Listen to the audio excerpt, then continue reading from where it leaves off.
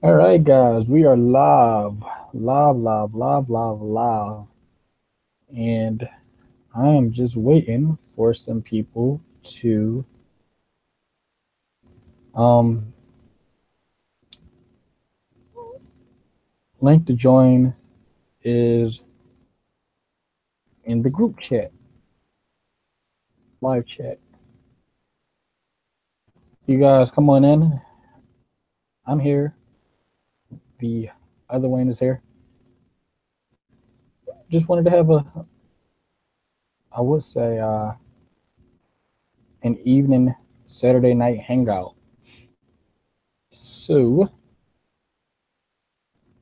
talk about really, honestly. Well, I mean, a lot has happened throughout the week. As a matter of fact, read any good science articles lately? What's been going on in the news? Well, you guys haven't heard, Bugs Bunny has been accused of sexual harassment. Is pressing charges. So if you guys didn't know that,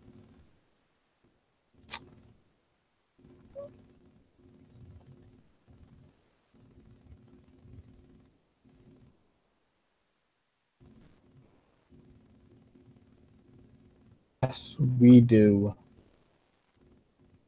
I forgot about that. Let me put my name in the video. But the link to join is in the live chat. Um,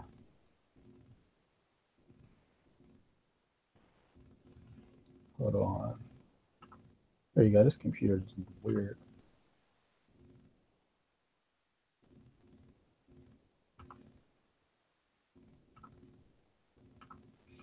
You guys can come on in if you want to.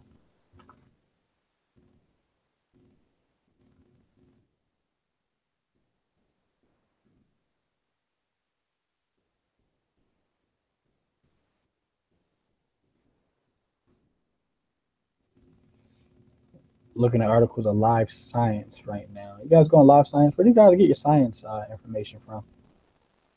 Info on science.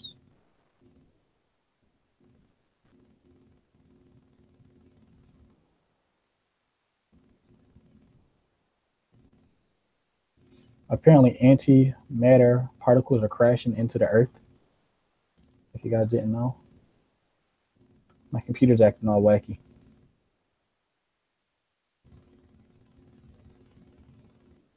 Oh, you know what? Something I actually did want to talk about. When you can unmute if you want.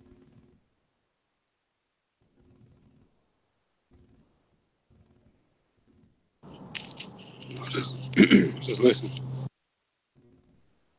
There's nobody here. You can talk if you want.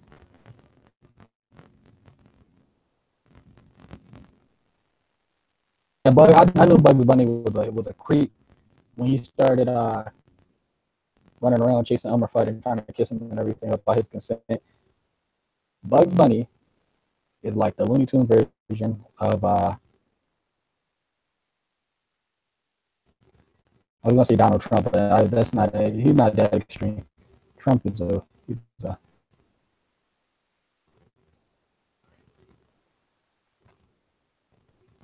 10 minutes, gotta see.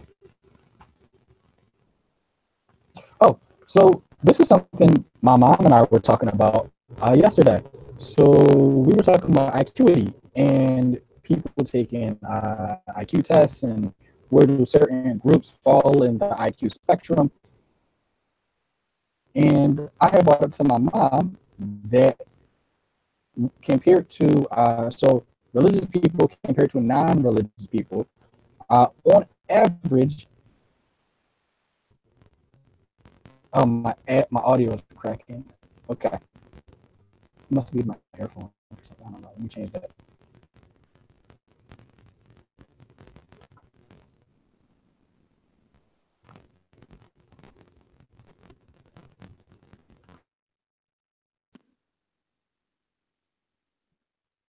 Wayne, can you hear me?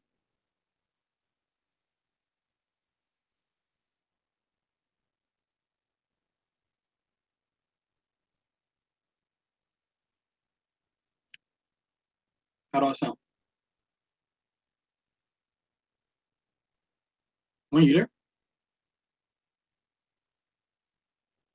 Yeah, I'm here. Yeah, I'm here. Go ahead. Am I cracking? Is my voice crackling? No. No? Okay. Yeah, so my mom and I, we were talking about acuity and where certain groups fall and blah, blah, blah. And I was telling her that when it comes to religious and non-religious people, so when it comes to religious people and their non-religious counterparts, religious people on average are not as smart as non-religious people. Which honestly, to me, that wasn't really a big surprise. Of course, especially when you're talking about like religious fundamentalists and the people who reject the sciences and reject the data and reject reality. Of course, they're not going to be as their non-religious counterparts who have had more. You could say like a head start. I guess if that's what you want to call it. They've had a head start when it comes to education. A lot of fundamentalist people now. I can only speak from fundamentalist evangelicals. They're homeschooling their kids, but they don't have any education themselves when it comes to teaching or childhood education. And so when they do homeschool their kids, they're setting their kids up to fail. As a matter of fact, the core like fundies, which are like your flat earthers, they're homeschooling their kids too, and they're teaching their kids that the earth is flat. So I don't know what you do with that, but yeah, um, on average, most religious people, I want to say they're stupid, but there definitely seems to be when it comes to data, non-religious people just tend to be more well versed in the world.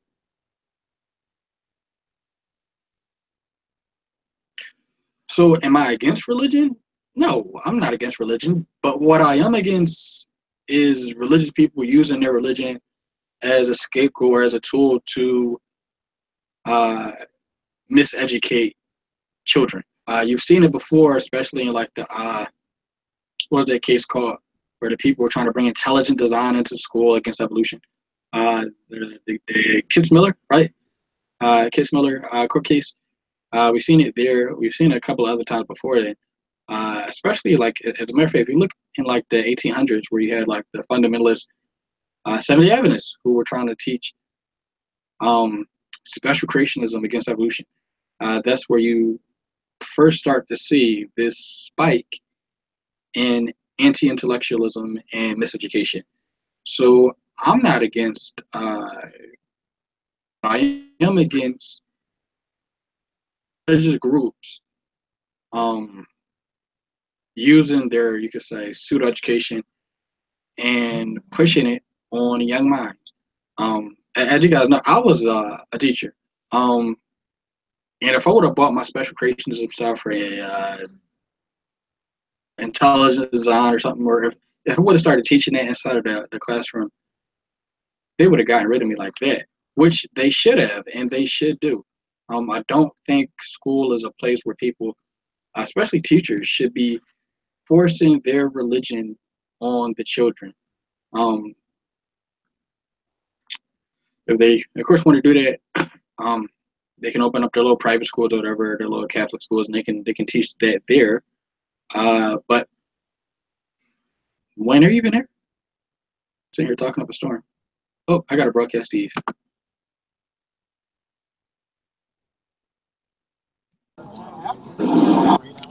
What's the topic?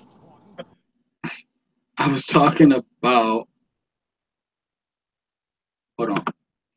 I was talking about IQs and religious people compared to non-religious people. Non-religious people tend to be smarter on average. Well, I'm agnostic, so I have you all beat. I'm a genius. So no, I don't take to any studies that actually correlate religiosity with IQ. I mean, I've seen it, both ways. I mean, you got to remember back in the day, the universities were all funded because of religion. I mean, if you wanted to go to school and be educated, you had to be part of the religious structure. I mean, that's where the funding was, because the churches had all of the money. So that's why you see all these universities. They were all theologians as well as scientists back in the day. But I don't know if there's any really correlation between IQ and religious beliefs anymore. There might be. I'm not saying that there isn't, but I take them with a grain of salt.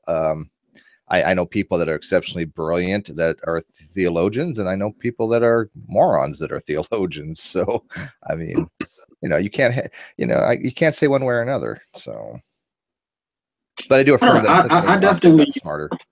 I'm just kidding. Well, yeah, of course. I don't know. With me, I've seen it in the opposite direction, where at least in my eyes, I've definitely seen. Well, I wouldn't call these people stupid, but there definitely is like this theme of anti-intellectualism going amok. I don't know. I just see it as a lot of religious people. They seem to be scared when it comes to science education, educating their kids when it comes to like politics and stuff like that. That's another like big thing with religion. And what's another one?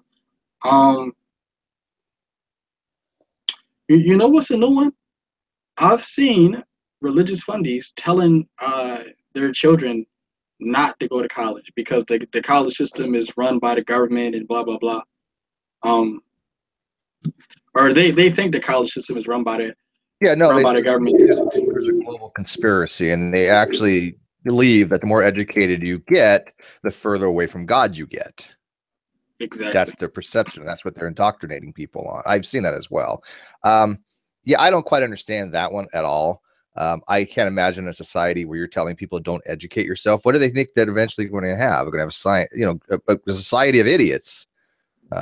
Steve, they want to look like Mad Max.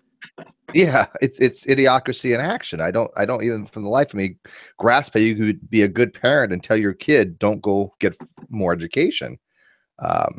But I think that they're so involved in these conspiracy theories and so engrossed with that being the norm, that the government is somehow this evil entity, and therefore if you get an education, you're just capitulating to the establishment, and you're saying, oh, I'm okay with all these types of conspiracies, which again, I don't think that they exist. I mean, conspiracies obviously do exist, but not all the ones that they're saying. Not the ones they're saying, right? Yeah, not even remotely close. I mean, yes, conspiracies do happen. Some things that the government's plan, of course. But do I think that the moon hoax was faked? No, I mean, absolutely not. It's just absurd to the nth degree. Oh yeah. These people definitely are crazy. You know, the last video we did was on conspiracies about which ones are real and which ones aren't, especially like the Illuminati ones and stuff like that, where people think like there's some executive white people or something like that controlling the masses, and just the stuff these people. If you sit down and you just start clicking on YouTube videos, you will be in like another realm of YouTube that's like, I don't know, it's like Middle Earth or something. It's weird. No, it's a subculture. It really is. It's a culture unto itself. I know a lot of people feel like they go into those cultures and they feel important. They feel like they know something that the average Joe Schmuckatelli doesn't know. Knowing something learning something about science and the world. It's not always easy. Education's rough. I mean, there's a lot of people in our community, a lot of education. They've spent a lot of time in school to earn their degrees. And that takes a lot of effort. I mean, even though I didn't finish mine, I just had 4 years equivalency of college. It's a lot of work plus nuke school, obviously. It takes time. You have to dedicate yourself to go to the class, do the work, study for the tests. And so they don't want to do that. They want to take this easy route and say, oh, I know something that everybody else doesn't know. Therefore, I have this eliteness to them, that I'm special, that I'm chosen. God has told me that the earth is flat. Therefore, I know something that most of the earth doesn't know, kind of thing. And I just find that to be a hell of a way to go through life. I mean, if that's how somebody wants to go through life, to think that they're special, that they know the earth is flat because the rest of the world who's educated knows that it's not, what are you going to do? You know? Yeah. Speaking of which, before you came in here, I was kind of having like an echo chamber, and I thought to myself, if this is what Ronnie goes through every day, this is so sad. Yeah, no, I agree with you on that, because I think that that's what he does go through. I think that he knows he doesn't have the ability to go study these materials. We've all seen how inept he is on it. He'll throw out these jargon bomb stuff. I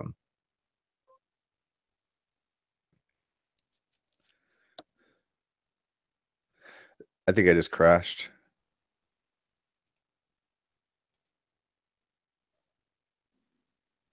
I don't know if you did. I can still hear you, but you might have still crashed. I think it crashed. Am I back? My computer just Yeah, did a you're weird right. thing. Okay, my computer just crashed on something and just took me out for a second. So one sec, let me fix this. But anyways, I was saying, you can hear me now? No.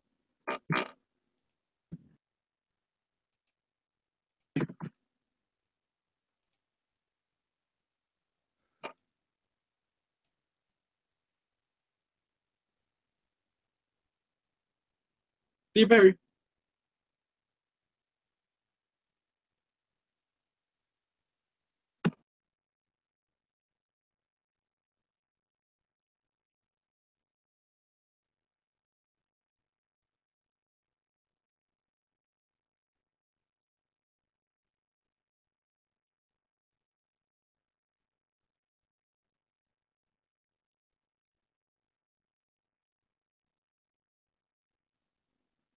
I don't know what happened with Steve, guys. I think he is refreshing. Not sure.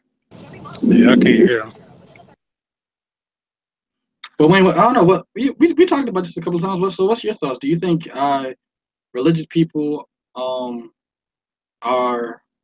on average as smart as non-religious people like atheists or agnostics? Or I don't know. What's your thoughts? What's your opinion? Not really. I mean, I don't really see.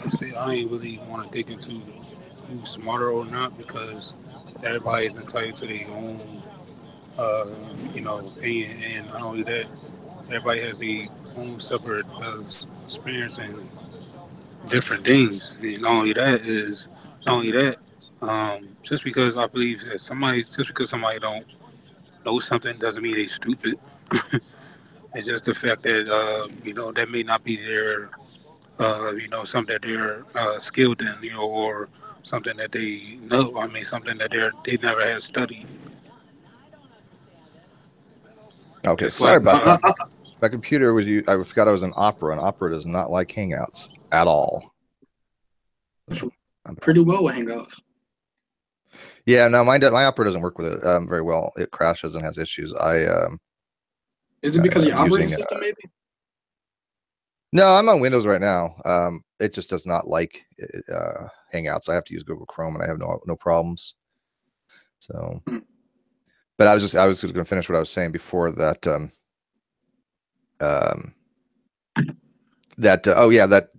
People have pointed out that Ronnie just loves a jargon bomb, and he finds something very, very myopic to focus on, and that's obscure information. I mean, I think Sam pointed that out really well in his little hangout that he had the other day.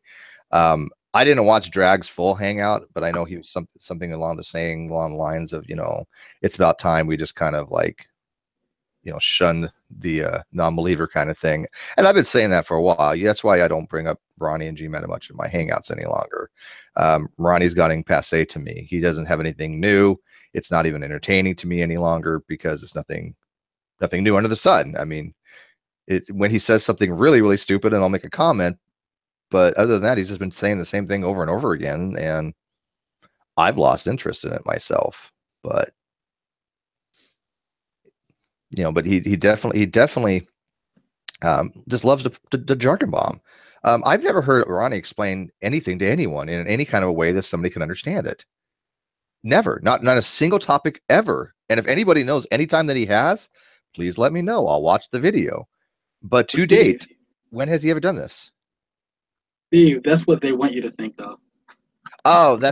He's actually a super genius, and he just pretends to be this idiot that's just spewing words, thinking that people are going to be impressed that he knows the difference between a cation and an anion. So I think, okay, I don't know where to go with him.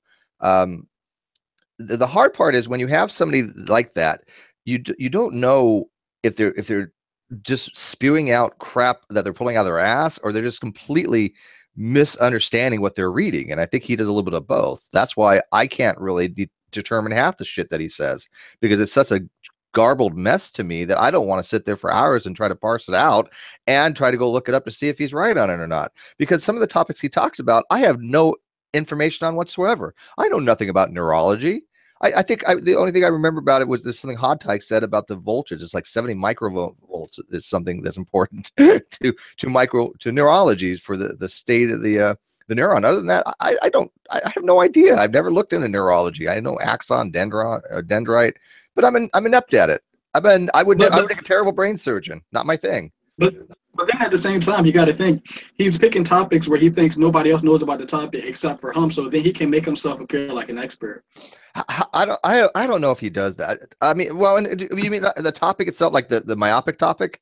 Because I mean, if he talks about biology, he knows there's people in the community that know about biology. You got Fiona, Sam, Drag. You got a lot of people that know about biology. But if you mean that he picks something so obscure that you probably have to sift through, you know, pages and pages of information to find some reference to it, like he did the other day with that whole primordial sandwich. You know, that's obscure stuff. But I could probably think some stuff in physics that's pretty obscure that nobody would probably even know about. But does that mean anything? No.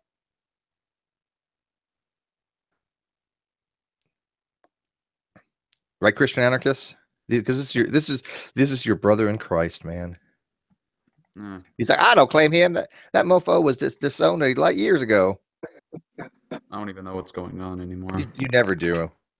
I went to a festival where my arms are sore from having to swing around LARPing swords. So I think I speak for everyone that I'm tired right now. You're a LARPer? No, it wasn't really much a LARPing. It was just pretty much just come there and you swing swords and hit. There's no having to create a character or any of that, though. There were a couple people that had their own, you know, shindig down. Pretty much a good way to relieve some stress by taking it out on people. That's always fun. Yeah, I do enjoy that every so often. Oh yeah. Nelson. So yeah. Wayne wanted to talk about Calvinism somewhere the last time you guys had a conversation, what was going on was you were using terms that you were using like a one-on-one theology course. And so Wayne was like, I understood what he was saying, but I didn't really understand what he was saying because he was using words I wasn't familiar with. So you want to catch Wayne up with Calvinism really quickly? I guess you could. Wayne, are you even there? Are you still like quiet? No, he's on mute right now. Hold on, Wayne, are you still there, or I don't know if he got up and walked away?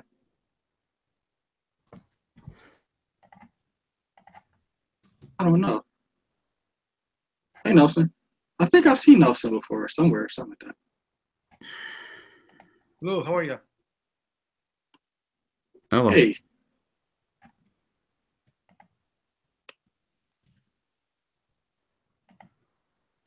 I don't know what you talk about. No, I'm not. Yeah, I'm not talking about myself. There is another Wayne. That Wayne, we go to church together. I don't know. He probably stepped away for a minute. Yeah, probably. What the? Amtgard or Belagarth? I think it was what was it? It wasn't either of those. It was a Dagar or something like that is what they called themselves. And apparently it's a worldwide thing, or at least American-wide thing. And they happen to have some charters within my particular area. And just these people just, I guess how they run is just, hey, grab a sword or whatever weapon, rather it be this huge berserk size sword, a flail, a lance, a spear, have fun, knock some heads. And that was pretty much it,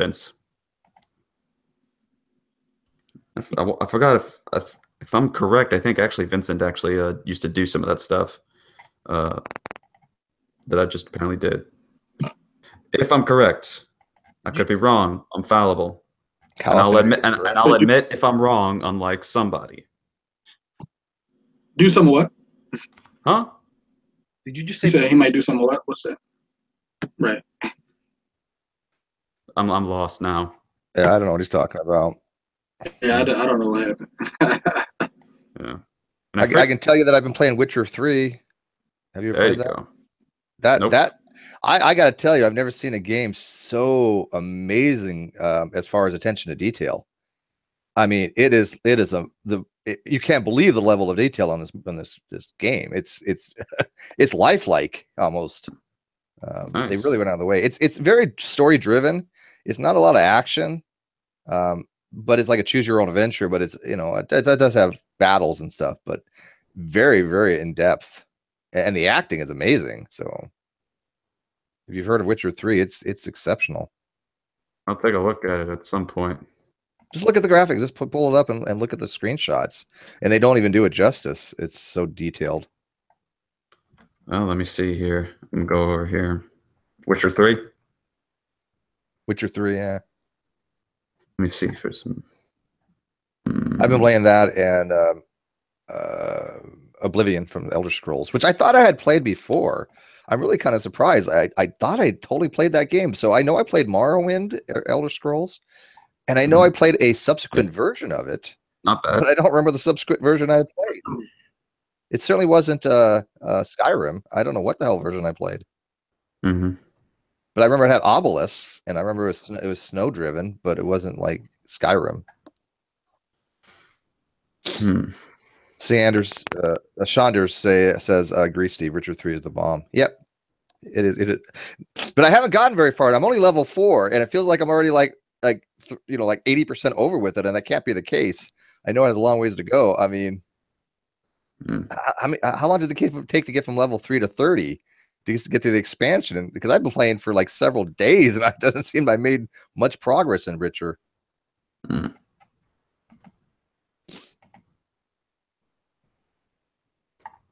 Floyd asked, anybody drinking tonight? I could. Should I go grab a beer? Am I allowed to drink in your hangout, Wayne? Not that I care. I don't know if he's AFK or something right now. Oh, it's the live chat. Live chat. Should I grab a beer? You know I'm more funny when I drink. Yeah. Found something interesting out, but yet sad. So I don't know if you're an anime fan or anything, Steve. You already know the answer to that. No. Partially, I don't know you too much. Yes, you. Oh, come on. We've had our intimate moments together. All I know is you have a sweet beard. It's getting there. It's getting there. I do not know much about anime at all. I know Inuyasha. Kagome! Inuyasha, Kagome! That was the whole show. That's it. Yeah, that's the whole show. That's the whole show. I was like, what the hell is this? But yeah, the voice actress for Bulma from Dragon Ball Z and Super, the original Japanese one, had just recently passed away. So it's a couple of, and I work in a Dragon Ball Super bridge, and that's apparently what I've been informed of. And I'm like, crap. Oh, that's a shame. Everyone's about to be depressed at this point. Berserk and Death Note are the best enemies. Berserk, you say? Yeah.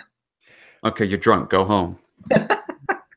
Saunders says you can only say Berserk. You can only say Berserk is the best anime if you hate yourself.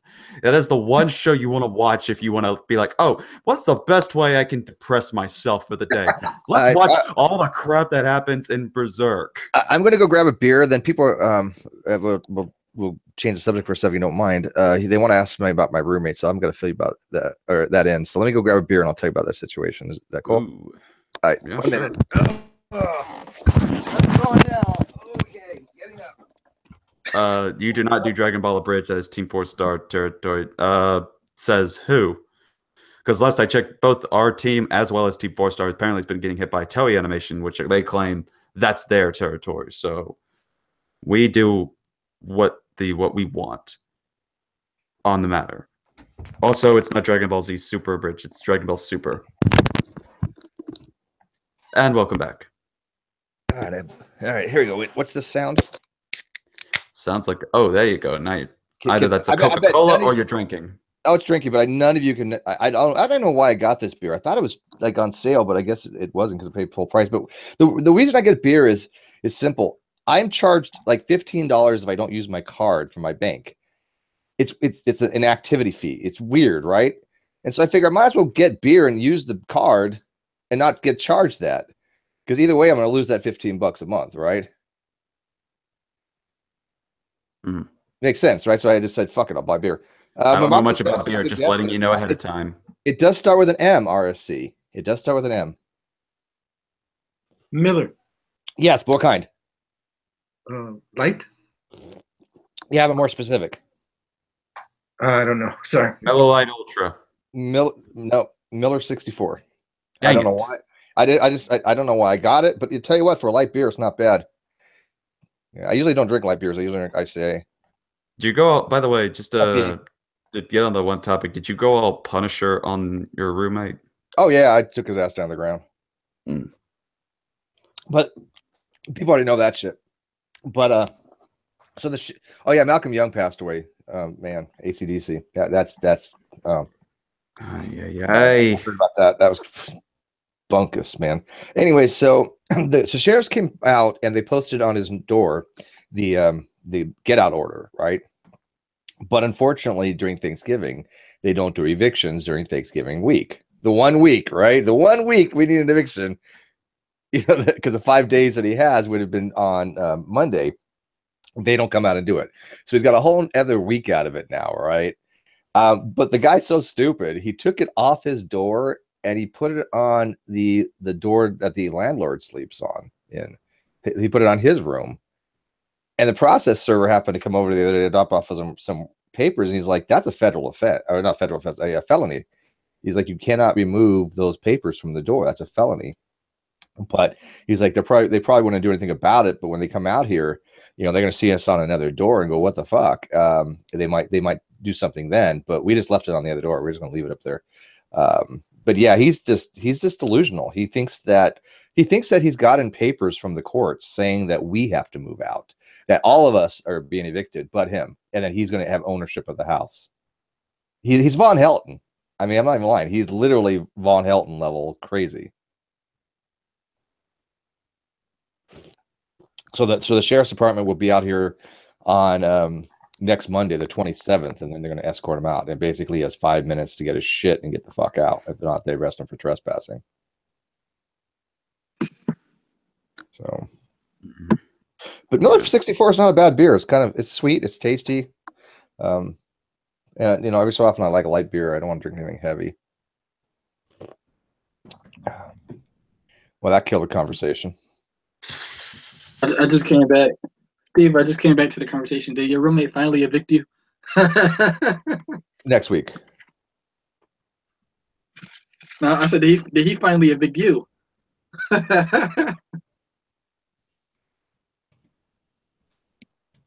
What's that? I heard, I said, did he finally evict you? Yeah, no, I'm not going anywhere. Not at all. But when's your thing coming up? I don't know if I should say or shit if it's confidential, so I'm just gonna say your thing. You know what I'm talking about. I don't know what you're talking about. Put it in the group chat or message me. I got someone saying Steve's not normal. He's an admitted agnostic. I go to Agnostics Anonymous. Yeah. Agnostics Anonymous? Yeah. Yeah. There you go. Somebody said an agnostic is just an atheist with a wife and kids. Yeah, we don't really know what we believe when we're agnostic. We just did you see what I posted on that the G Plus about somebody? It was Tom, what's his name? And I've known him for a long while, but he's gone down this route where he has no beliefs. He's like, I don't believe in anything. I don't believe that the universe is real. I accept the universe is real. I know that this and that, but I don't have any beliefs. And I'm like, does that even remotely make sense to you? We couldn't even function in life if we had no beliefs. Like, so every day we get out of bed, there's some sort of belief that causes us to make that motion. Yeah, it's an epistemic nihilism, and it's also self-refuting. I mean, if I state I have no beliefs, I'm stating I believe I have no beliefs. It's a contradiction in itself. I don't believe that if I press this pedal, it'll break my car. I don't believe that. I don't believe in anything, but I'm going to do it. Yeah, he literally believes he has no beliefs, and I'm like, that's self-refuting. I don't know. I've seen a few of them like that. It seems to be an epidemic. People like, yeah, I saw that. It's potato level stupid. It really is. It's creationist level stupid. And I don't know why people have to go down these weird epistemic routes to think that they're being rational by doing so. You know what, people? I think people are holding on to these beliefs because they feel as if they think nobody can disprove them, and so if nobody can disprove these things, it therefore makes it true.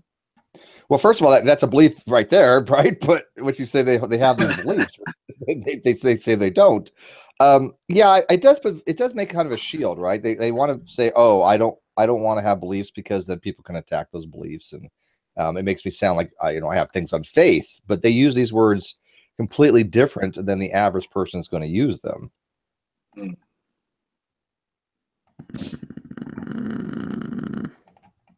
And I think a lot of science communicators have that issue where they make these words into a lot of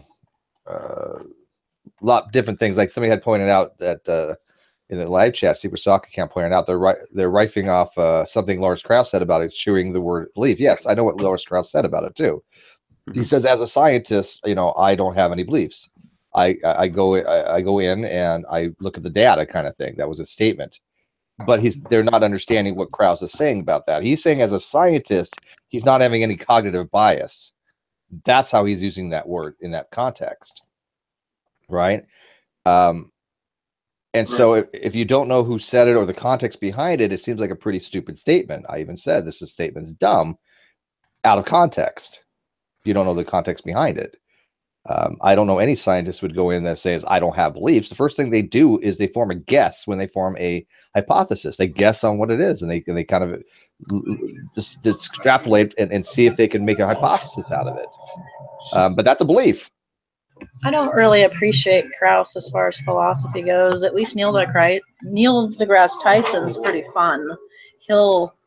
If you ever sit when he's talking about things other than science, he's pretty engaged. Like when Neil deGrasse Tyson talks about Interstellar, he talks about it in a way that is fun and engaging, and he gets the idea of the movie and what its premise is. And while it's not perfect science, he understands it. Krauss is just a stick in the mud when it comes to that stuff. Like he doesn't get it. He doesn't connect. There's a part of humanity that Krauss is just missing, I guess. I don't know. I don't really enjoy his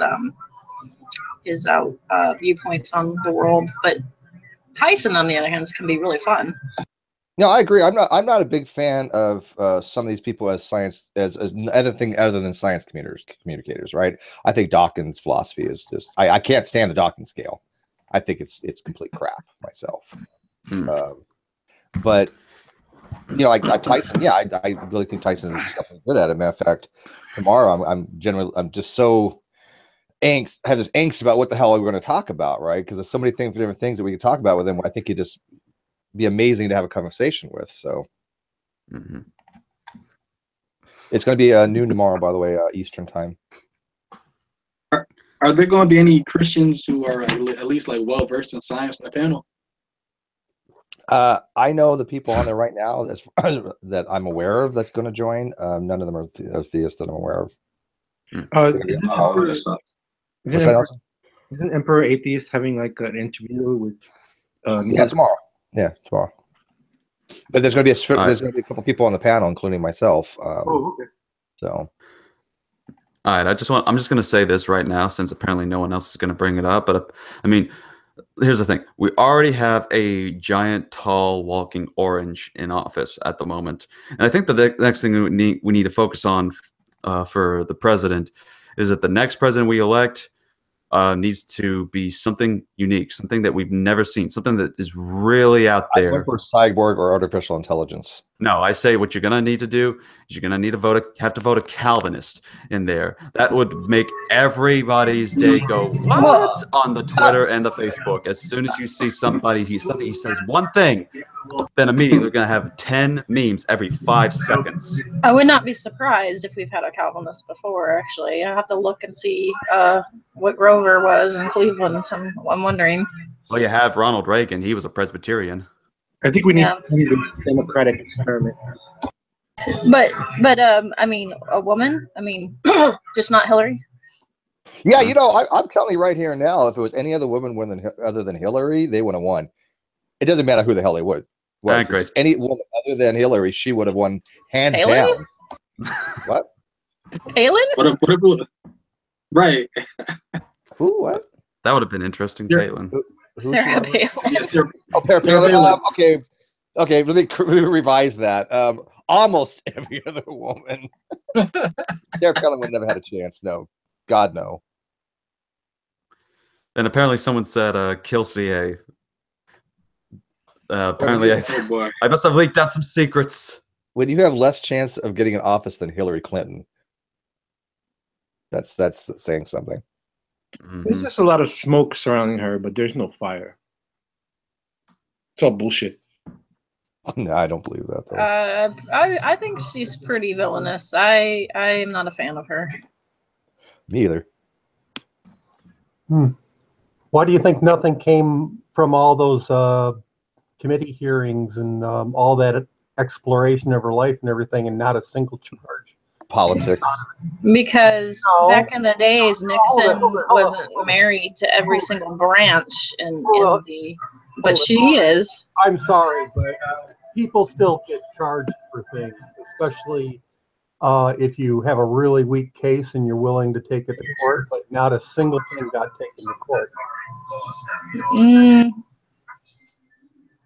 I don't know. I think she's pretty villainous. I think Trump is pretty villainous, and I don't think either one of them are going to be held accountable for a thing. Yeah, Trump hasn't been charged with anything yet.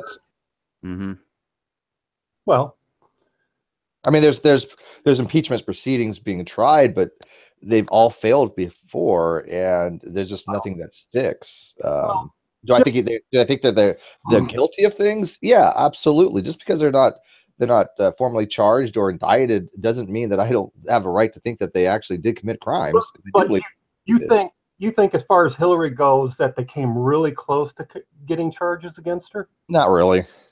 No, nothing like that happened.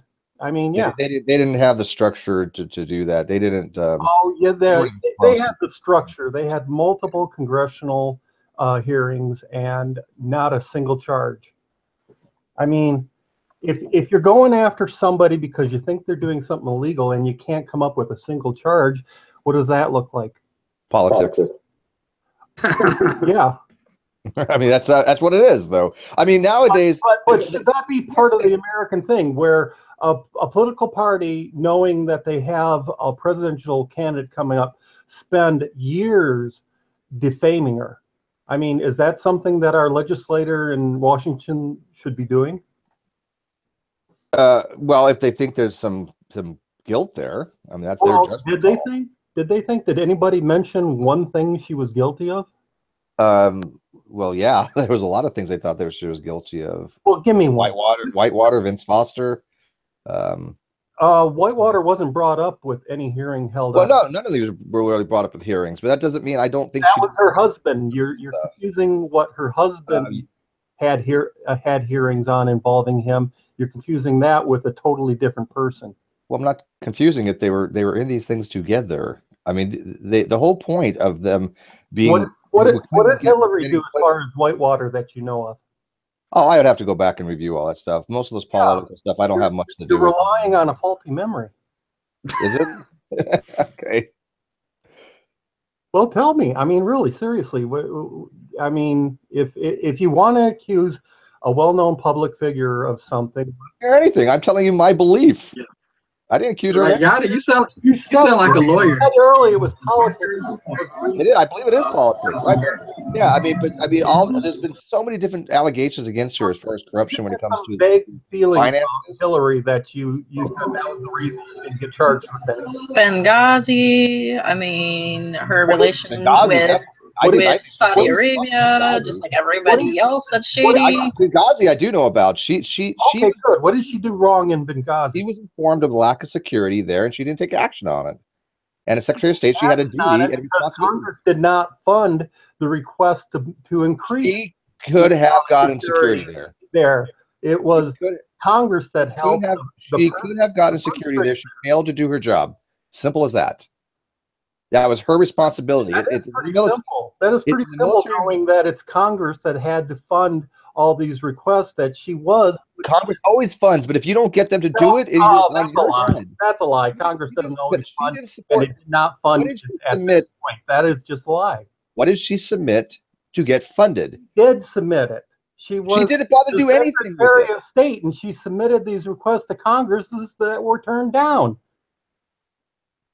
Even if that's true, I don't think it is. It might be. I might grant you that, but even if she did, if it didn't, it's still a failure on her behalf. It's just on her watch. That's how it works. That person in that position is always held responsible. Period. So Hillary's responsible for your feelings about this, but you can't charge her with anything. I have no ability to charge her with anything. Yeah, I get charged. Could anybody charge Hillary anything? I think she failed. I think she failed to react. That's all your guys' feelings.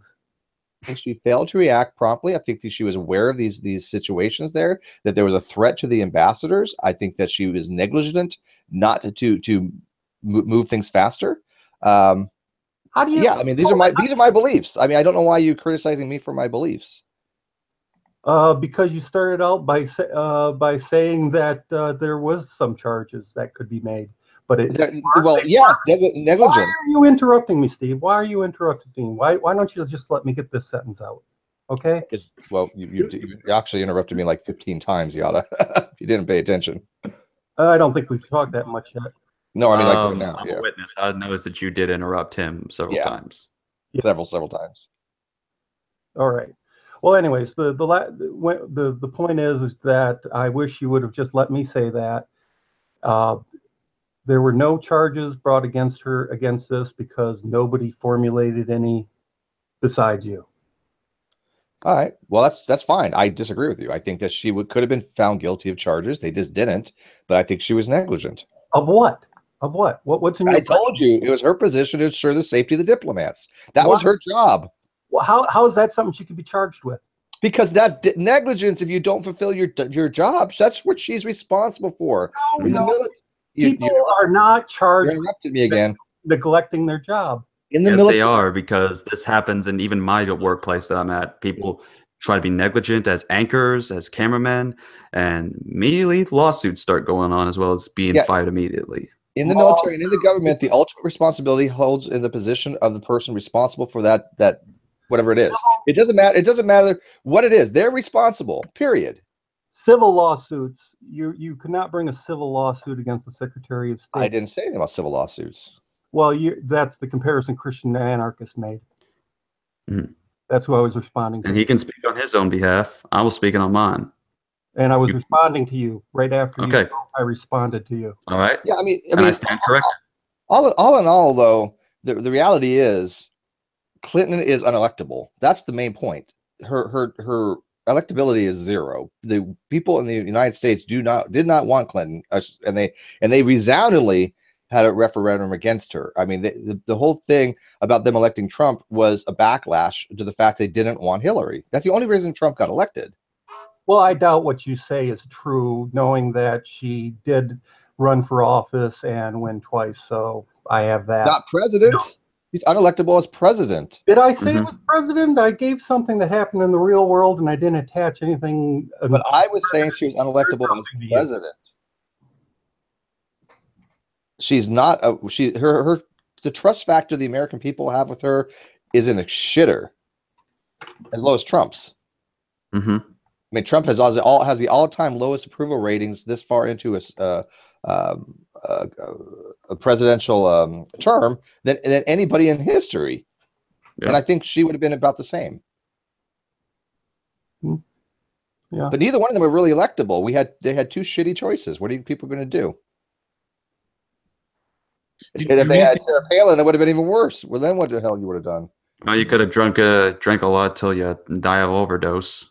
You really think I think people just threw darts and said, "I'm going to pick for whatever." I don't know. You really think she would have been at this level of fail by this point? No, I think she would have been a better president. Oh, okay.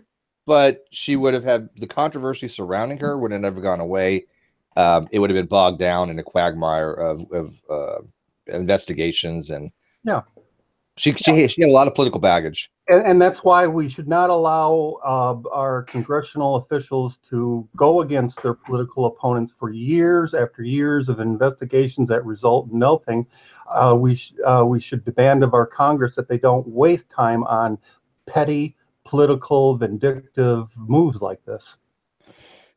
Well, yeah, but that's just a bad precedent. I mean, that basically is saying that, if you don't succeed, that means that person shouldn't be held accountable for their actions. I mean, if there's a murderer that is guilty, but you can't find the evidence enough to indict them, you give up. Nothing you just said applies to Hillary. A murderer that you knew was guilty. Hillary, if a detective knows, comparable to a murderer that you know is guilty. Well, we don't see. The problem is we don't have the information that the judicial system has. These people may know a lot more about these things than we do, and so they might know a person probably is guilty, but they wouldn't be able to sustain an indictment or a conviction. Big difference. But I can't speak on their behalf. Hello, Steve. Maybe maybe you'll get Hillary eventually. That's all it is. Why would you want Hillary? Because I'm talking about Hillary. You really want Hillary to be president? I honestly don't think she ever get that impression from all the people that voted for her. You didn't get that impression at all. She didn't win. It was basically you had win. Crappy choices. Often there are many people who don't win the presidential campaign who many people want to be president. Do you do agree that politically? I wanted Bernie. I wanted Bernie too, but I would have taken Bernie over either one of them. But you do agree that politically, every person has analyzed the political nature, says that she is unelectable. You do realize that, right? No, I don't agree. Everyone has. Everything I've ever seen says she's unelectable. Yeah, I mean, come on, don't add all this extra stuff like that. Just say. So you think she's gonna win if she runs again? You think she's gonna win? I have no reason to believe she would ever run again. She's not. She says she's not. Yeah, I don't think she is either. But but I think she's blaming everybody else for her loss. I mean, she ran her campaign. I don't think she's taking responsibility for her own loss. You know who might be good? Obama's wife. Here's the thing. I am tired, and I hate to use the word nepotism because it's not nepotism, and I understand that, but it's almost like a nepotism that people are just staying in these families. I don't want another Bush. I don't want another Clinton. I don't want another Obama. I want some new blood. You want another Kennedy? I don't want another Kennedy. I don't want anybody in the political thing. I want somebody fresh. Bernie would have been. What people were saying with Trump, and look what happened. You don't want Jeb? Jeb Bush wouldn't be a bad president, but the problem is, again, I'm so tired of this oligarchy kind of thing, Oligarchy. Yeah, well, small group of people that. But why deny the oligarchy? I mean, the oligarchy exists. Of course it does. Yeah. So why deny it? But that doesn't mean that I want them to have an oligarchy, and I don't want them to be certain families that are only eligible to be president. That's not the whole point of having democratic elections. But we shouldn't have to stay in family. You telling me of all the millions of people that are in the United States that we only have this pool to draw from? I don't believe that. Well, once you get into who can fund it, yes, it's absolutely the truth. Oh, funding. Well, that's a different story, right? Well, that's why I brought it up. It's a different story. I mean, look at why Aaron dropped out of the Senate race. The state Senate. Funding, right? Yeah. I mean, you have to spend millions of dollars to get in somewhere just to get a job that's 1/10 the pay. But Aaron knew the funding was out there if he could convince them to turn it his way, and it didn't happen. So he did his campaign. Right, and he did the right thing. But unfortunately, I don't like the fact that it's set up that way. It feels like you have to buy in a position of power, which it is. Well, it's pretending that that's the way it hasn't. That's pretending that at some point in America it wasn't that way.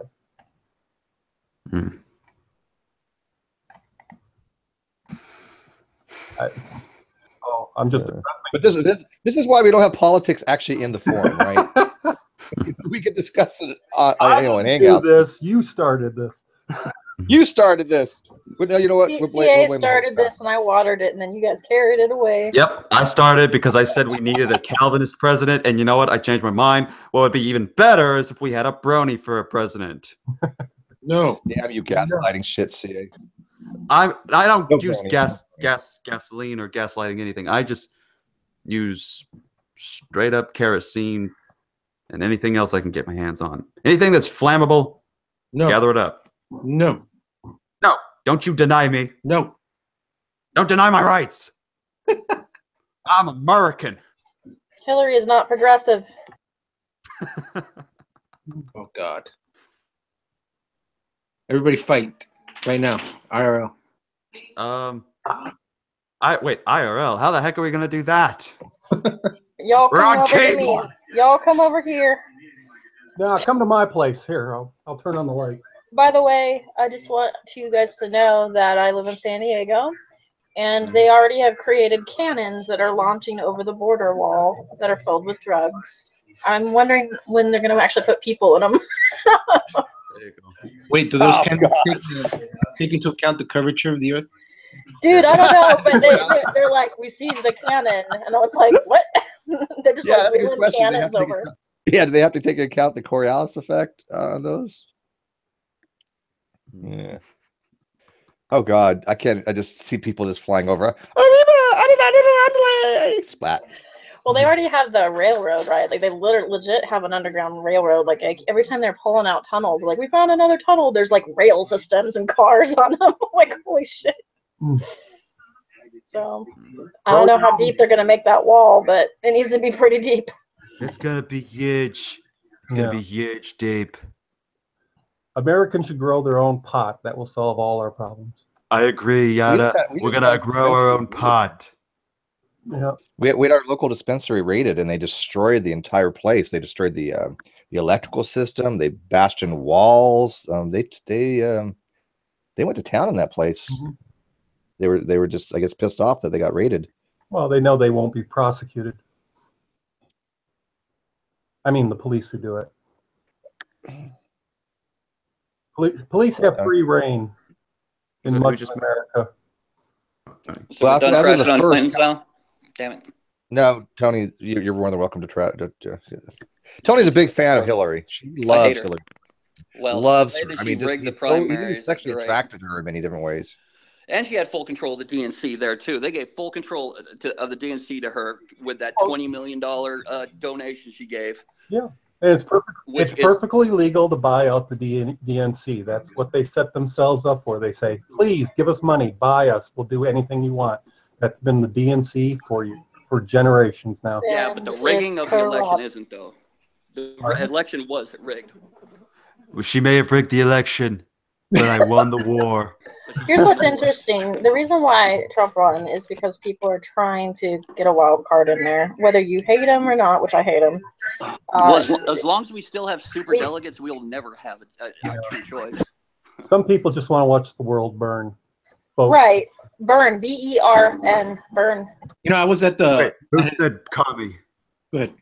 Sorry. Go ahead, Trump. Just said, I heard burn, so immediately I thought I heard a commie. I was at the Washington Square rally. I was a Bernie fan. I was at this rally. It was packed. I know. His rallies were slammed, and hers were like maybe like a cafeteria in a high school. But he totally turned me off when one of his surrogates, he was like, Hillary is a corporate whore. And I was like, nah, that's not cool. Ooh, that's definitely gonna hurt right there. Yeah, I look at all whoever donates to a candidate. That's how you can tell where they're gonna where they're gonna vote. All right, somebody's raging about the term gaslighting. I do agree, Steve. You misused the term. I know. I know what gaslighting actually means. That's like gaslighting is some kind of psychological thing where you sow seeds of doubt with your person in the relationship with. But I use a little bit differently. I don't know why. But I do.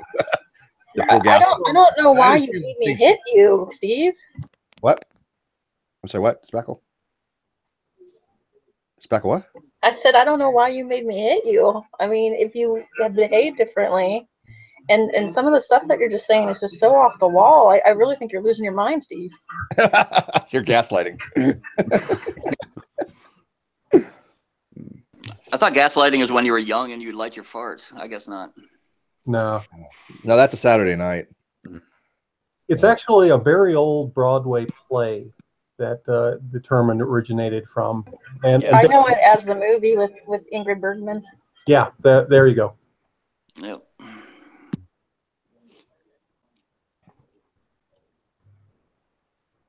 I was not allowed to watch anything as a kid, so I'm one of the weird kids that grew up in the 80s and never watched E.T., which is weird. I don't even tell as an adult, at least. But I was always allowed to watch old movies, and so I've actually seen Gaslight when I was probably 12 or so, like a long time ago. Hey, Holy Spackle, what is your perspective on the Me Too movement as a woman? As a woman, I think it's important sometimes to show that it is common, and I think unfortunately I know every woman that I know has had something that is overt harassment, not just catcalling, happen to them. Either they have actually physically been touched, propositioned by a manager or a boss, had something, actual assault, so I think it's important. The only thing that I hesitate with is I think that it glorifies victimhood, and some people take things too far with it, and I don't know if it helps getting into the nitty-gritty details, and I don't know if it helps accusing someone 40 years after the fact by name, but I do think it helps talking when someone has been through something, opening up the discussion, saying, yes, this is pretty common, you're not alone. Because if I was 19 years old and if I knew what I knew then, I would have treated a situation that I fell into very differently.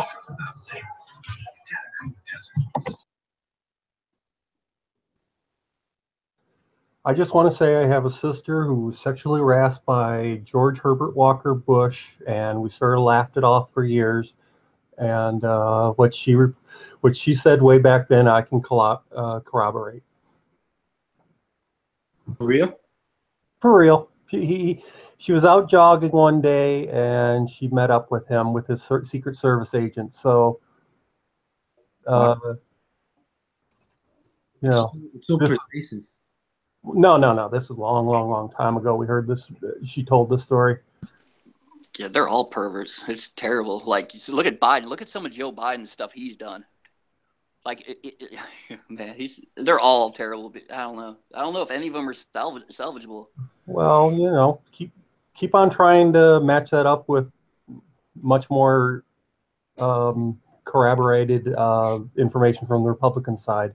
I mean, I think what Al Franken did was bad, but I go, okay, that doesn't match pedophilia getting into the Senate.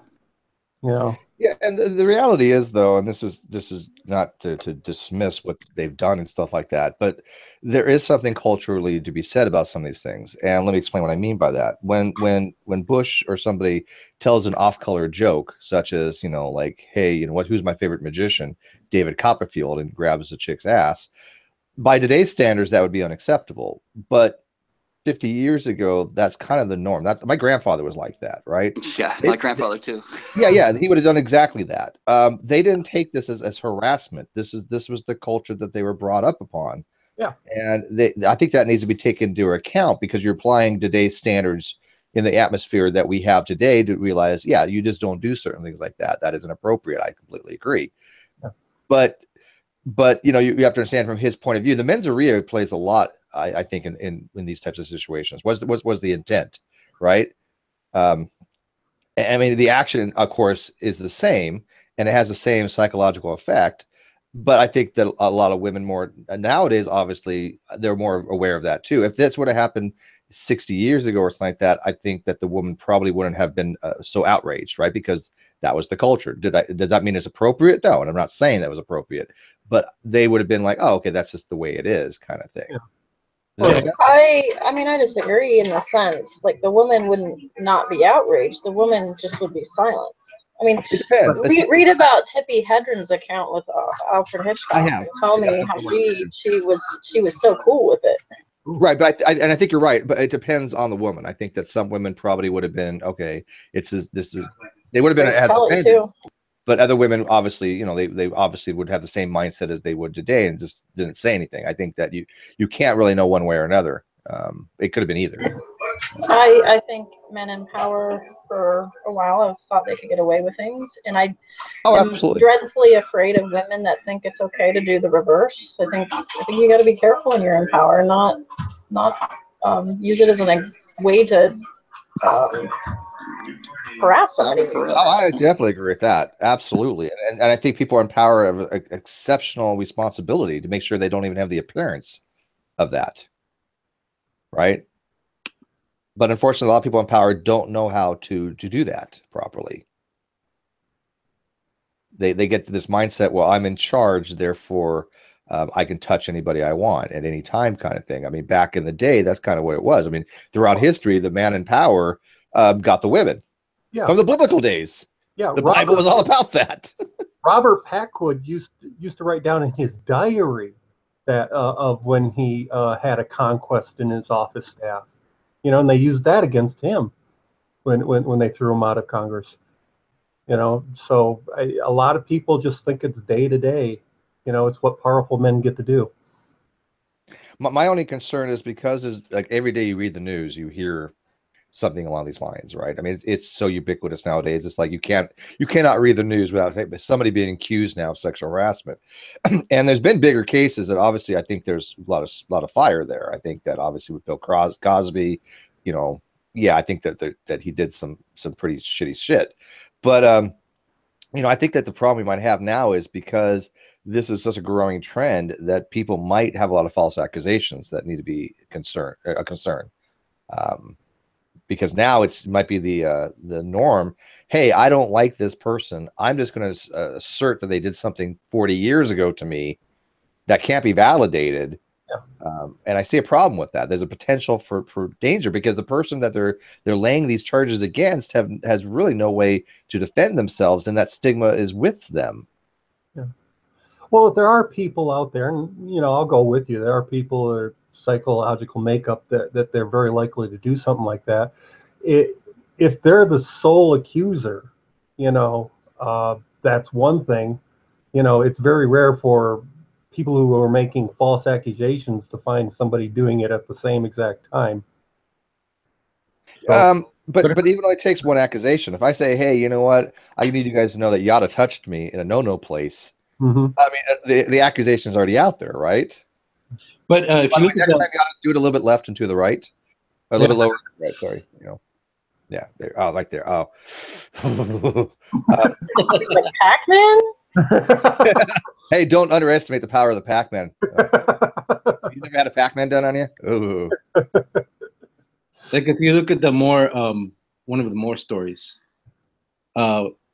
she said that she was in his car and then she tried to get out, but he locked the door. You can't do that unless you have a power lock on your car. And some alt-right people were saying power locks weren't invented until the 80s, which is false. Unless he reached over. Did she say he reached over? No, she said he locked the door.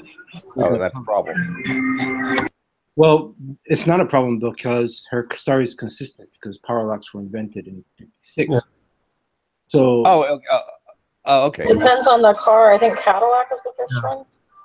So in that way, you can kind of judge the evidence. You know what I'm saying? Well, if you're the district attorney, you can afford a good car. I think the yearbook story is a much more convincing story. What's the yearbook story? I haven't heard that one. The 14-year-old that Roy Moore went after, he signed her yearbook, and he had, right before this, said he had never heard of the restaurant. And of course, in what he wrote in the yearbook, he mentioned their being in that restaurant together. Is that the one where he said he'd tell the mom he would watch her as she went into some court case? That I'm not so sure of, but they found out there was actually her mom was at the court building that day. Mm-hmm. And he said that he would watch her daughter, and they had a friendship together, and obviously. I mean, I'll be honest. I think many parts of this country think older men dating teenagers is fine, and I'll be honest. If you can work that out, go right ahead. But don't be denying it if you have several cases of it going on where they accuse you of doing more than that. Well, I get upset more when I hear people bitching that if a person's 18 and the other person, whatever their age is, it's like at that point, I don't give a shit. If somebody's 80 and they got an 18-year-old, I'm like, more power to you, brother. Yeah. I don't give a goddamn rat's ass. I just don't. 18. I mean, okay, yeah, they're 18. I don't know how I will feel about. For God's sake. I think it's gross. But I don't think it's illegal. But they're two adults. I don't care. If I have to have this approach that consenting adults can do what the hell they want because of gender, then why should it matter about age either? Well, that's the thing. Like we have to pick like a age of accountability, an age of psychological development where we can agree that most likely you're able to handle yourself like an adult. We pick 18. So I mean, I agree that like 18 over 18-year-olds, if there's a big giant gap, it's like myself personally, I think it's gross, but like legally, I'm not after them. I don't think it's, I agree. But a 14-year-old with a 28-year-old, or somebody that has there are loopholes in the U.S. where people are marrying 15-year-olds.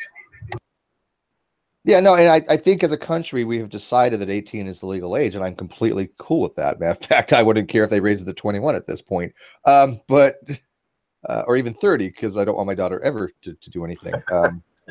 That's true. That's real. Yeah, that's straight up. I've made it very clear. She has two options: lesbian or none, or both. I don't care. The older she gets, the more she looks like a woman, and it makes me mad. Oh, come on, Steve. You're just being a dad. Think I'm kidding? Oh, no, I am so not. It's just... Oh, man. So my daughter, she's going to be good looking, and she's tall. Oh, I got another ahead of me. What's that, Holly?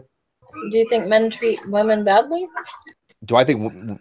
No, not really. I mean, here's the thing. I think that it's all a matter of perception. Some people approach things differently, and some men have a pretty poor approach at dating and pretty poor approach at what they think women want to have to be pursued, so yeah. I mean, we all, and every man who's ever dated has been through that.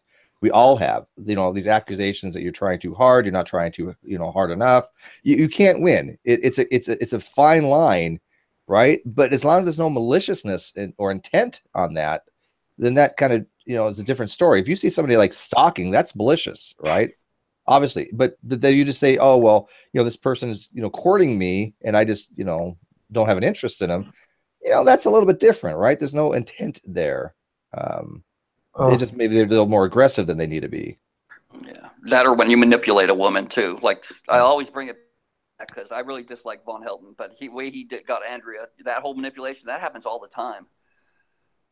Men feeding on mentally challenged women's the way that they think, and the way he he got with a mentally challenged woman? What? Yeah. Well, then I would have had no social life growing up at all, because that's all I ended up with. Yeah, I see that Van Helton thing happening elsewhere too. I mean, he's crazy Von Helton too, got he had Mouse, who was seemed like a very nice person, just obviously not all quite there. Yep.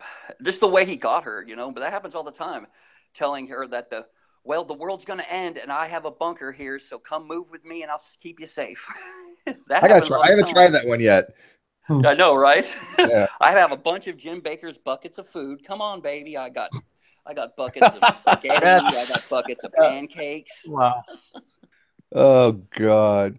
Well, I mean, there's always been that power trip, not just for like power with money, but for religion too. I know something you don't know. I'm a cult leader that I'm going to, pretend that I know that there's comets coming by and to take us all to heaven.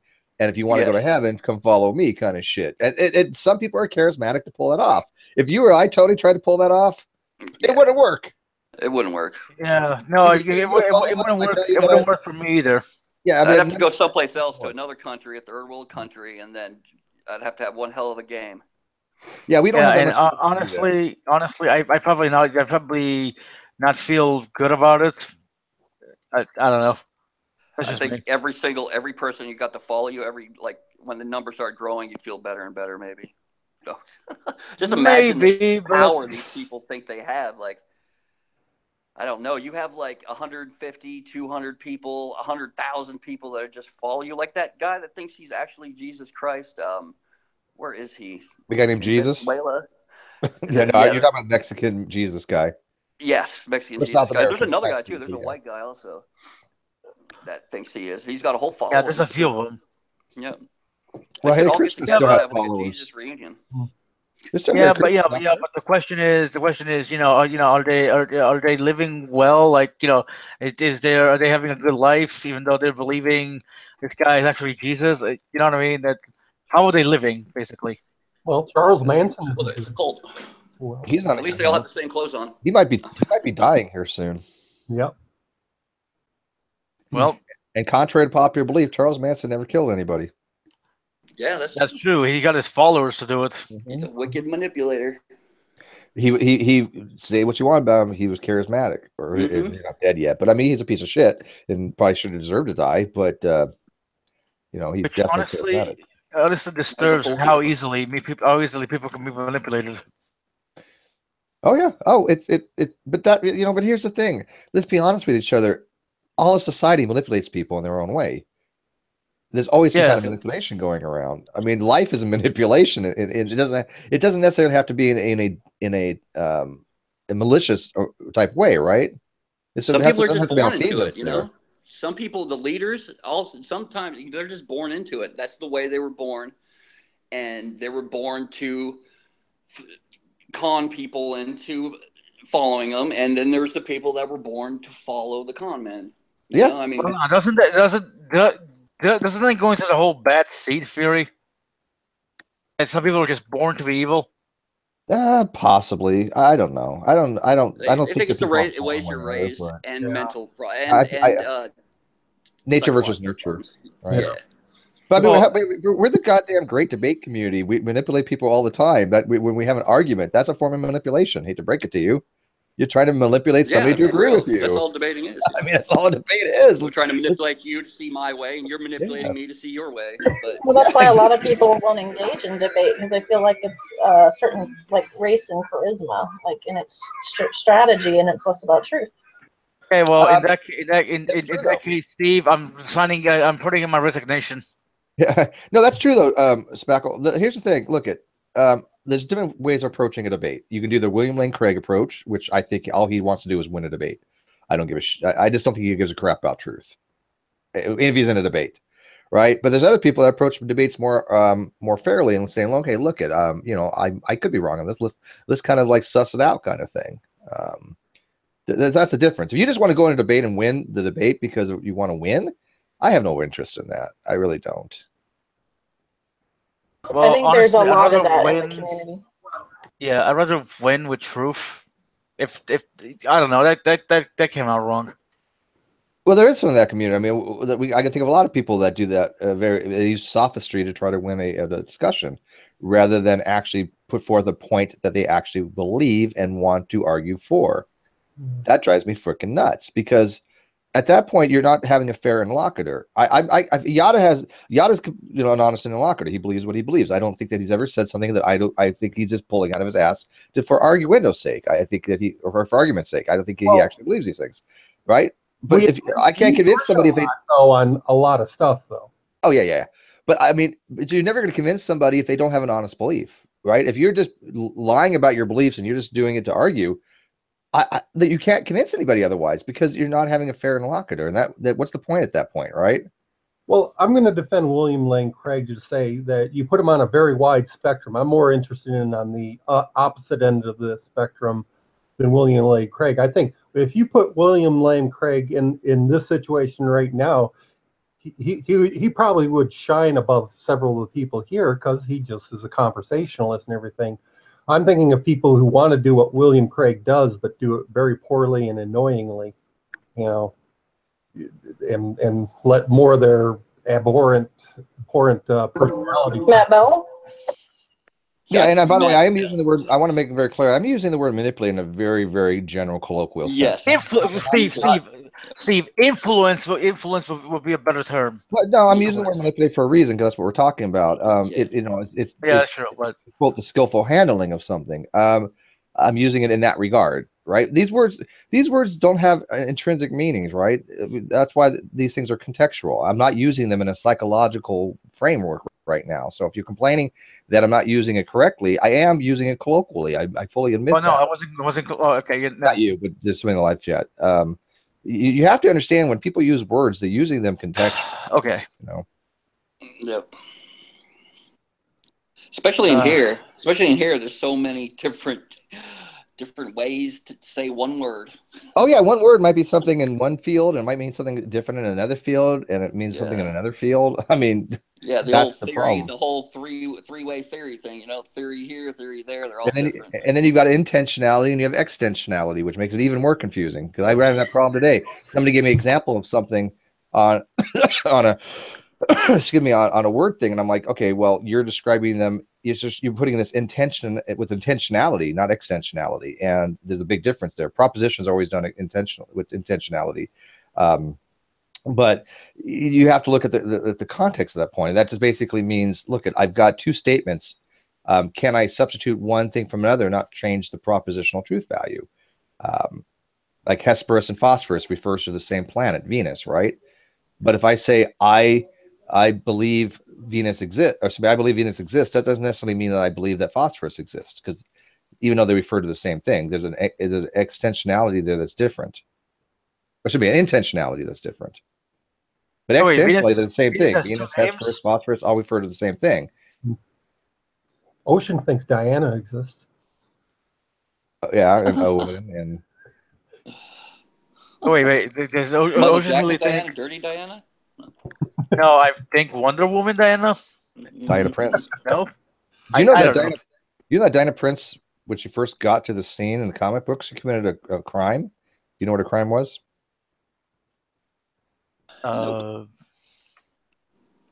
Masturbation. No, her crime was she took Diana Prince's identity from her.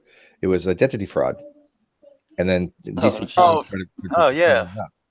Because when she first got here, she sent Diana Prince away, and took her. But it's okay. She's a heroine. She's the heroine, so that could be excused. Yeah. No, I mean it's still a crime. Oh, it was justified. It was a justified. Yeah, it wasn't like she created the personas out of nothing. It was Diana Prince was a real person. He assumed her identity. The Wonder Woman comic was born out of BDSM. That could be true. Oh yeah.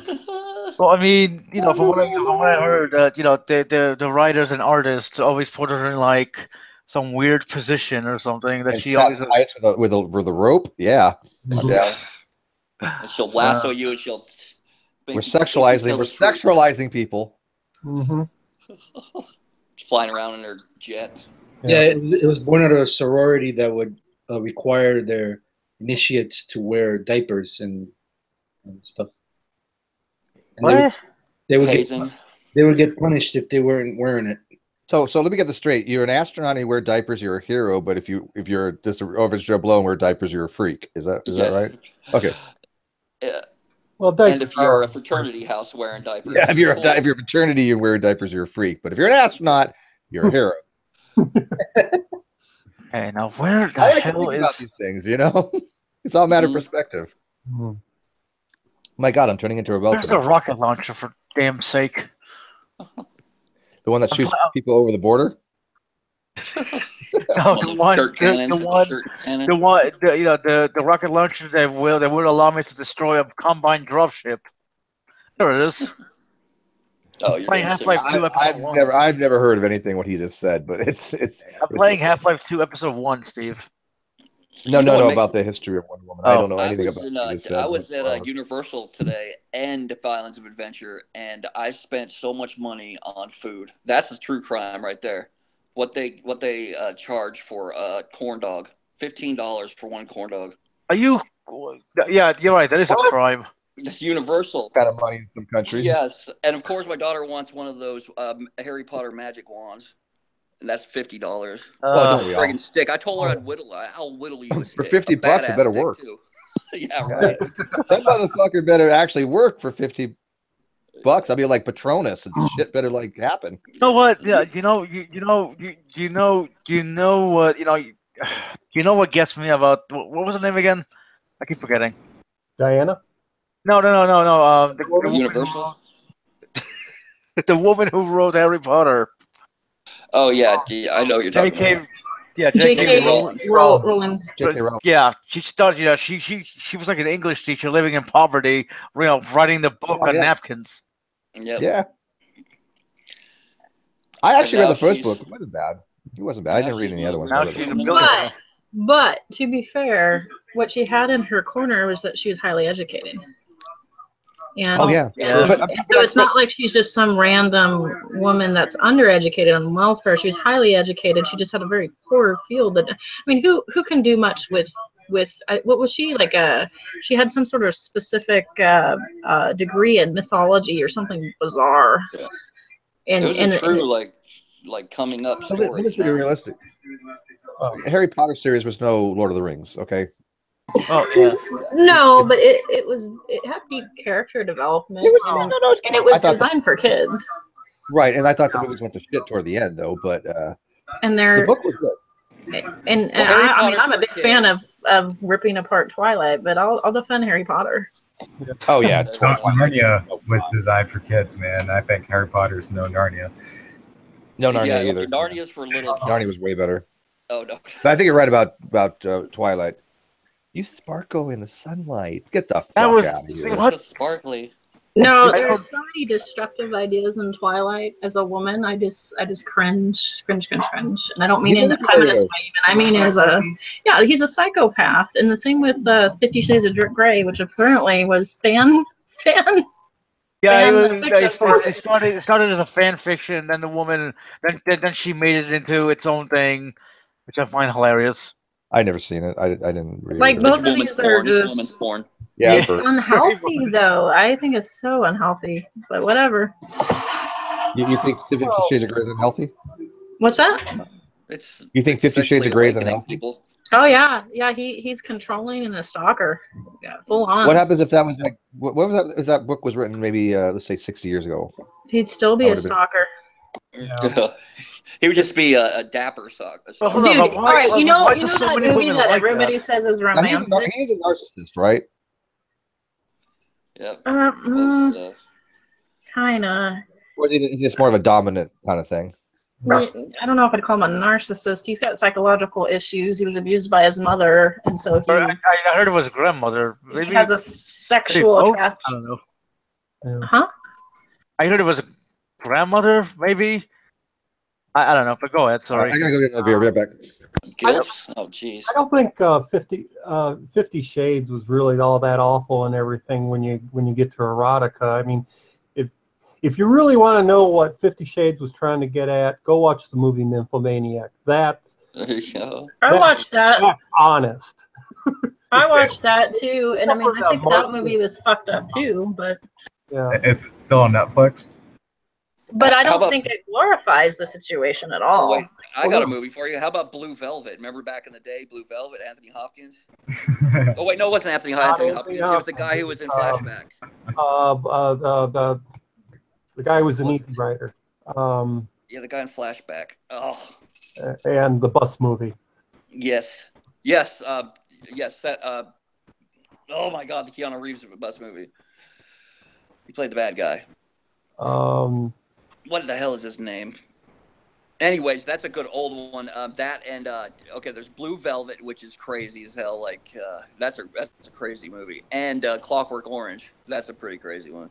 Mm-hmm. Clockwork Orange disturbs me, but one of the things I always get disturbed is a lot of people that pick Clockwork Orange as their favorite movie, are they themselves disturbed? Yeah, I've seen Clockwork Orange. I'm not a big fan of it. It is a disturbing movie, but I'm not. I was never one of those people who go, "Oh, this is some kind of masterpiece." I'm like, eh. Well, No, hold on. Is it really I fair? like Dark Star way better than I would have ever liked Clockwork Orange. Yeah, it was a cult film. I don't know. I mean, as a filmmaker, Kubrick's a genius. It's just it's filmmaking. The movie is ugly. What do you think about Dark Star? That was Carpenter. That movie was just the shit. Which movie? Dark Star by John Carpenter, 1974. Great. I mean, just cult classic movie. I'm gonna have to put that on my list. Oh, it's surreal. I've watched it. I used to come on every year, and I used to watch it. It's a very surreal movie. I can't do that right now. It was totally a parody off of 2001 in a way. But yeah, the bomb is about a sentient bomb, an AI bomb that's sentient. Oh, I've seen that movie. I have. What's it called again? He's like surfing down the planet. Yep, I've seen it. Steve, what's it called again? Dark Star. Dark Star, right. I've not seen that. Hey, how about the new Blade Runner? Has anyone seen that? I love movies, but I gotta tell you, I'm a weirdo. I don't enjoy the first Blade Runner that much, and I don't like the second one that much, and I'm a weirdo. Well, did you like the first? Okay, did you like the first Dune or the second Dune? I feel like Dune is really boring too, and I like sci-fi. I like Gattaca. I like that kind of sci-fi, but for whatever reason, Dune and Blade Runner just. I love the Dune series. It's more of a man's thing. It's more of a man. I could see it being more. The books were just amazing, man. Who controls the spice has all the power, man. Yes, the spice. It's life. Yeah, spice is life. I hope someday somebody does a really good Dune movie. I mean, yeah, Dune was. It's gonna be hard to beat the first one. The first one was great. I mean, just I like the grittiness of it. I like the bad guy is so he looks just dirty and big. But the thing about the Dune movies is that it's one of those things that if you really don't read the books, the movie just doesn't seem to make much sense. No.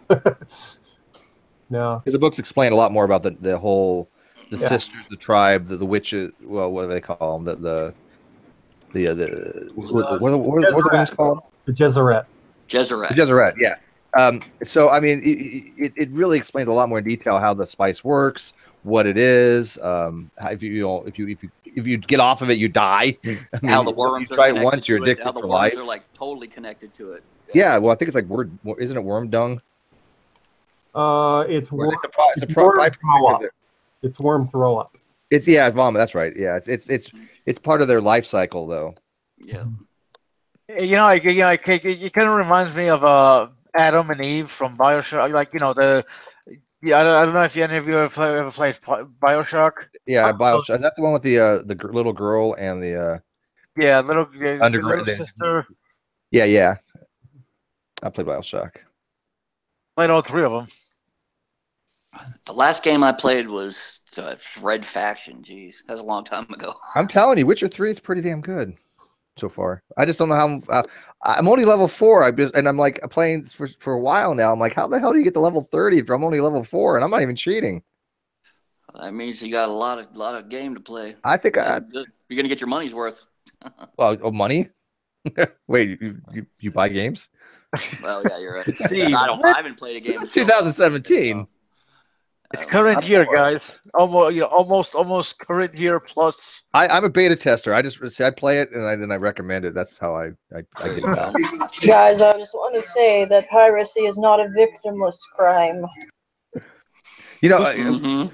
I got to tell you, back in the day though, I really was decent at hacking or cracking games. One of the first games I cracked was a game called Eye of the Beholder. I think it was put out by SSI. I don't remember, but it was a dungeon crawl type game. Sounds familiar. It was a dungeon crawl, isomorphic dungeon game, and I would go in and I'd find all the hex codes for like, okay, I want this weapon. This is where the gold is. And that's all they do nowadays now. But nowadays they tell you about it. I mean, like in Oblivion, you can go find all the cheat codes. They tell you all these things. Okay, this is the hexadecimal thing you got to put in to get this, particular object. But back in the day, they didn't have that. Crack the game. Yeah, but see, the problem is I knew enough about assembler to crack it. I didn't know Pascal to write a patch. Right, most of the patching was done through Pascal, and they would load the patch thing and it would update the file. I did it all low level through DOS. I know. Up, down, left, right. A, B, select, start. Is that it? Was that the Mario Brothers one?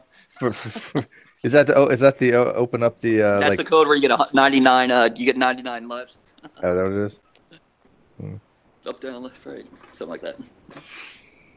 But that used to be fun. I mean, you go through reams of paper just to find one hexadecimal location that has changed, by comparing, the save files. It was all done by editing save files. I used to play the old games and see how fast you can get through it. Like they'd have the speed trials. See how fast you can get through. There is a speed run for Mario Brothers. Yes, Mario Brothers. I think there's only a handful of people ever done it, though, haven't they?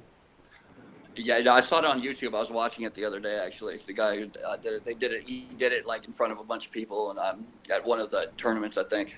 He was like a special guest, and he was there just to show him do it. I was like, whoa. Can you imagine you screwing up with that much pressure? Crash Bandicoot has a few. I know Mrs. Pac-Man had a special screen. If you got too high, you crashed it. Yeah, it was like, what was it, like 99 or something? I don't know. Yeah, so I was going to say 99. I was thinking, but I was like, was it 99 or is that not? Yeah, I think it was 99. And then you basically overloaded the system. It didn't know where to go. Those are all 8-bit. I got Candy Crush. Yeah. For some reason, I have really good memories of Contra and Jackal.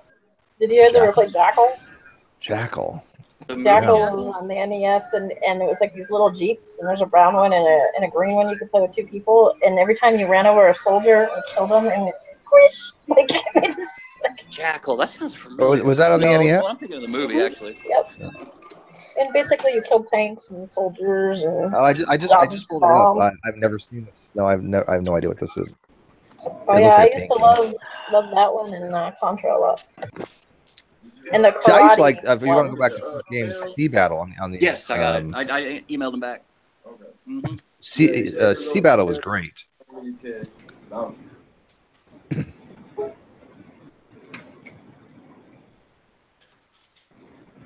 Have you guys tried the new Battlefront? No. No, not yet. I like that it's going back to World War II. No, not Call of Duty. Star Wars Battlefront. Oh, I was thinking Call of Duty. No. I have Counter-Strike Go. Global Ops. Yeah, I mean, I watched. I can't sit very long, so I don't play games for very long. So that's why I don't even have longer hangouts more than 3 hours. I'm done. I watched the walkthrough. Do you have back trouble? Is it back problems you have? Oh yeah, and it didn't help the other night taking out my roommate. I twisted my back again. So. Wait, you have to do it again? Well, no. Well, I'll screw up my back like every couple months. It's just. And then for like a week or so, I'm walking like an old man, and then it starts like feel better again, and then I'll do something again that screws it up. Ouch. My dad had an accident that caused that, or? I think I know. I do think I know when it happened, but I can't pinpoint it. That's the problem. I know. I remember a time where I was playing football with some people on the street, and it was the day before a San Diego Charger game. So whenever the San Diego, it was San Diego and Cowboys. No, wait, no, it was San Diego and shit. Who was it? God damn it, I don't remember. But anyways, we were playing football on the street, and this guy that I didn't even know decided to play bump and run, and he basically just full throttle ran into me, and I go flying 5 yards back, and I landed right on my hip and slammed my head in the asphalt. And the next day, yeah, I mean, I was at the game. I couldn't even barely walk. I was walking like with this weird gait. I mean, it was like twisting, like it was hard to explain. I just walking with a twist, you know, and it had just never been the same since. So I don't know if that's what caused it, but that's the only thing that I think that I could, because I've had back problems ever since. But in the last, I'd say year or so, it's gotten worse, but it hasn't been as painful. Before it was, it would really hurt. Now it doesn't really hurt that much. It's just more of an aggravated. But I had to go check for what's called paresthesis and sciatica because of all this, and they found out I had a compression on the C4, C5, and something on the L1, if I remember. But it was causing a pins and needles on top of my foot. And so, yeah, I've had all these back problems, but yeah, it's just annoying more than anything else anymore. Yeah, the older you get, too. Painful. Makes me wish the older you get, like every like year, I feel something else. I'm like, ooh, what's that? I never felt that before. Yeah, I never felt like that before. It hurt when it comes to back pain. You know, back pain is one of the things. Well, it'd be like really excruciating for like a few, and I mean, just like a couple weeks ago, I had to actually lay down on the ground in the living room in front of people. I was like, oh my god, and I had to, you know, that you do that whole movement thing to work it out, and you're laying flat. You know what I'm talking about? Yeah, I've been doing that. I had my sciatic keeps hitting like every 6 months. My sciatic will hit, and like I can't move for like a few hours. It sucks. It just is no fun.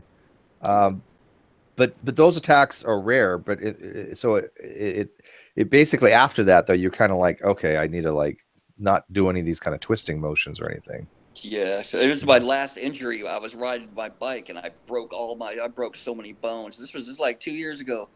Man, that is not healing right. Oh, Floyd just said he just had hernia surgery. How did that go, Floyd? I got a hernia too. I got an umbilical hernia. Yeah, me too. Oh God, they're so annoying. Yes. I'll show you mine's kind of. Mine doesn't show. You have one that shows? There's one, yeah. It's your camera. Oh wait, is that? That's wow. It. Yeah. Yeah, mine doesn't show, but you can feel it. And it's just offset of the belly button. Oh, so Floyd, yours was an umbilical one too? What do you? I guess you get those from heavy lifting or just something. Yeah, that's where I got it from. But usually with the hernia, it's like it's not like it's something that like really is excruciating unless I eat hot food. Really spicy food seems to aggravate it. But it's one of those things that's almost always a constant reminder that you have something there. Yeah, you know, it's irritating. Yeah. You know, and sometimes when you eat some food that doesn't agree with you, like wait, you're waiting for it to pass that spot, right, Tony? You have to it takes like 5 or 10 minutes for whatever it is you ate to pass that freaking spot, and it sucks in the interim. Because it used to be excruciating. I mean, I would go double over in pain, but I haven't had that for a while. Oh, I had my appendix burst when I was younger. That sucked. I passed out, and I remember waking up in the hospital. I guess my friend. Yours burst? Yeah, my friend, I guess he picked me up and took me to the hospital, and I woke up and my stomach was cut. I don't remember anything. I just remember I was sitting on the couch. I stood up, and I was like, "Ugh!" And then I woke up in the hospital, and my friend was right there. He's like, "Man, I had to pick you up and take you." I was like, "What the hell happened?" Yeah, I'm not gonna have surgery on mine. It would be elective at this point because they don't consider it to be something that they when he has a hernia, you watch it, right? You basically, it can get worse. You can monitor it, yeah. But the risk of a surgery would outweigh any benefit I would get out of it at this point. So, and hey, appendix, that's a good proof of evolution, isn't it? Well, it's all evidence, you know. It's a vestigial thing. Even though Kent Hovind doesn't know what vestigial means for some reason. Yeah. Yeah, right.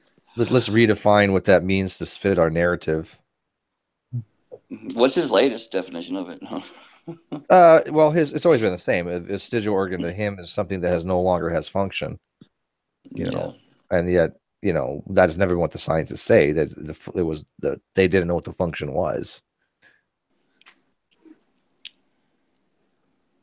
But then they say, isn't appendix, that was something from when we were apes? Wasn't that something to do with the digestion of? Yeah, I think it would help with it was a reservoir for bacteria that would help with certain kinds of things we ate.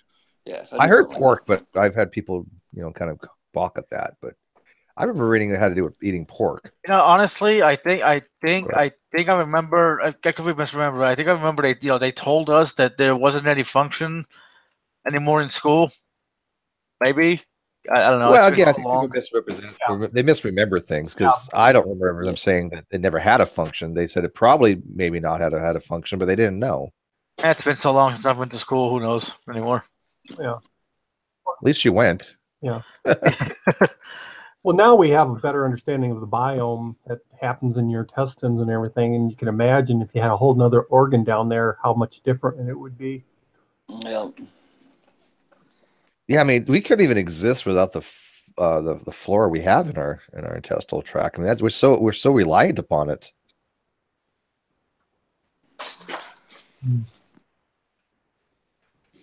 Yep. We need that bacteria in there.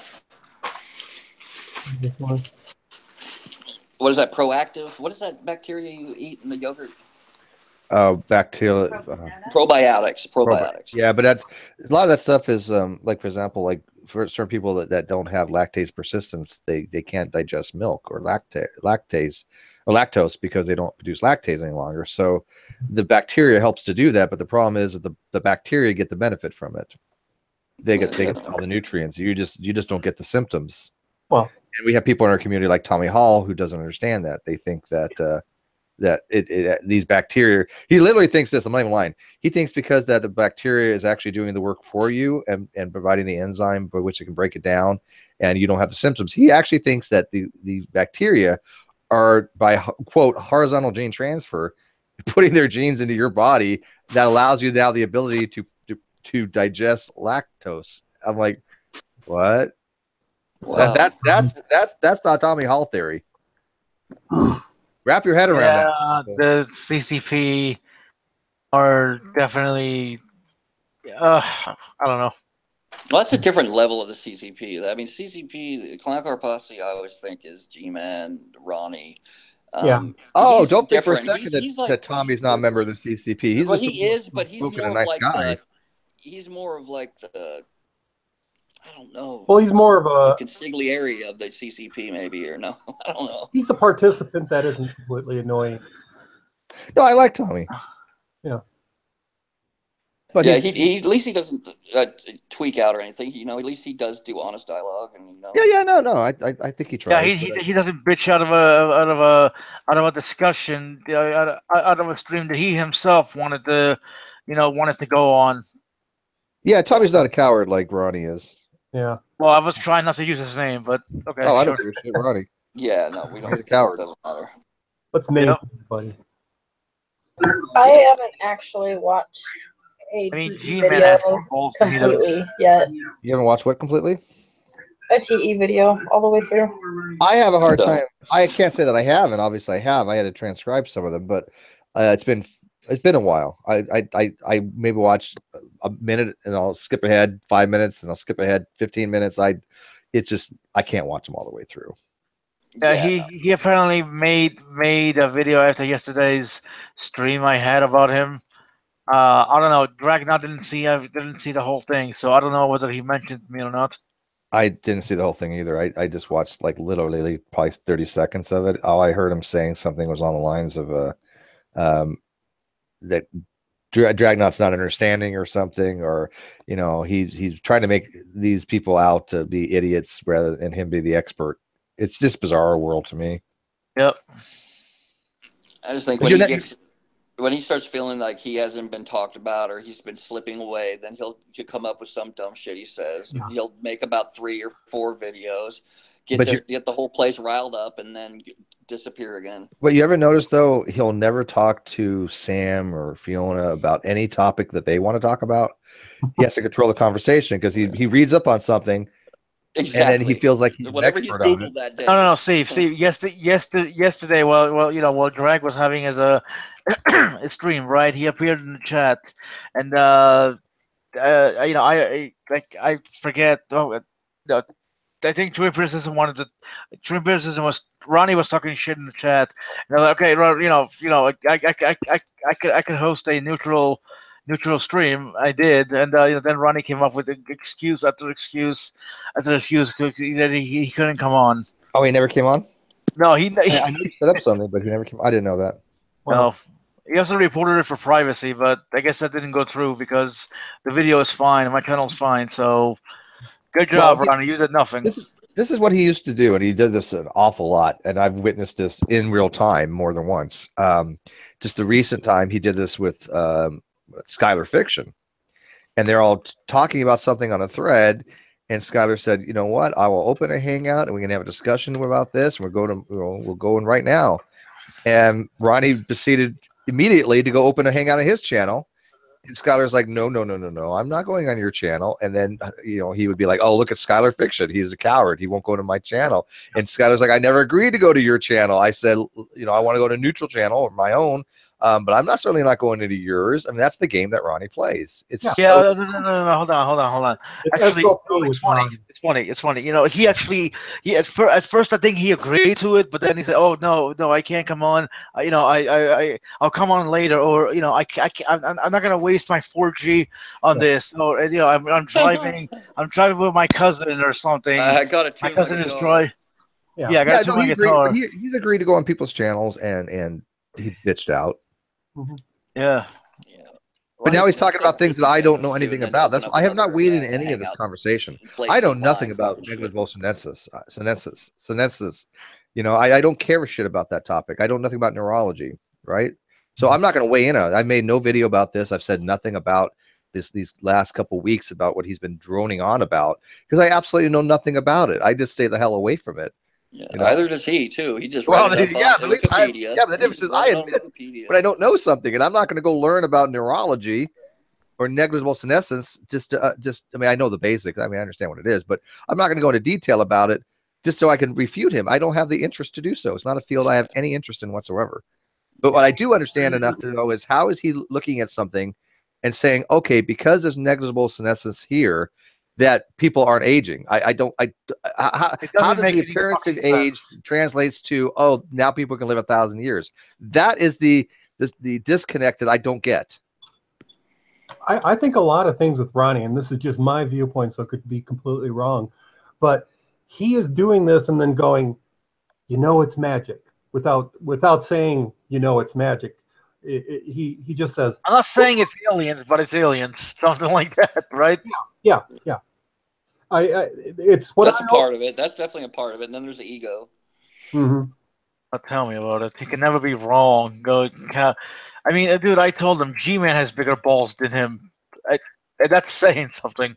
At least G-Man goes on the streams. Mm-hmm. Yeah, but G-Man is okay. But like G-Man wanted to come in my Hangout the other day, and I'm like, okay, this is how you do it. He's not smart enough to figure out how it's done. He wants me to go on Skype. I'm like, I'm not going on Skype. I'm not. That's not. No. Oh, you mean that? I don't have Skype on my Windows for a People reason. still use Skype. Barely.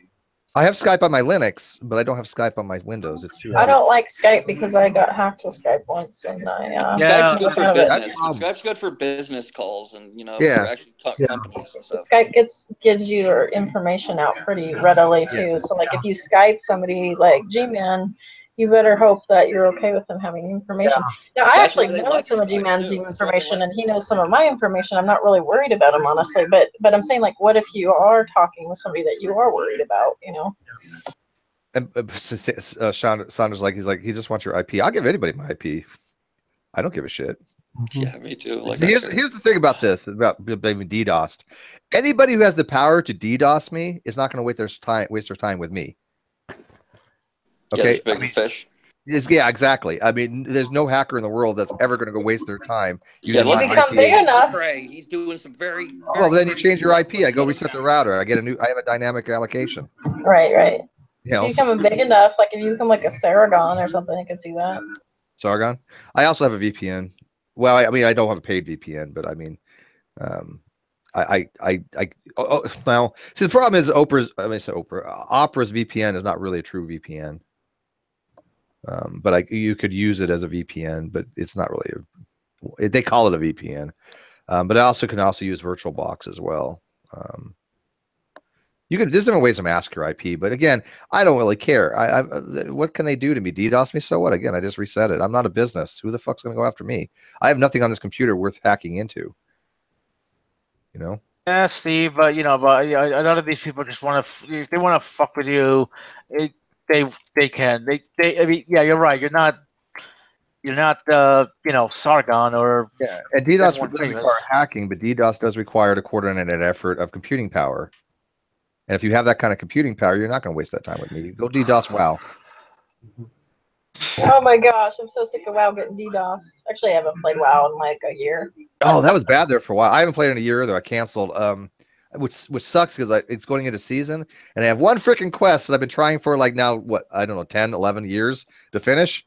And all I need left is stuff during Christmas season. Oh gosh, for me, I keep trying.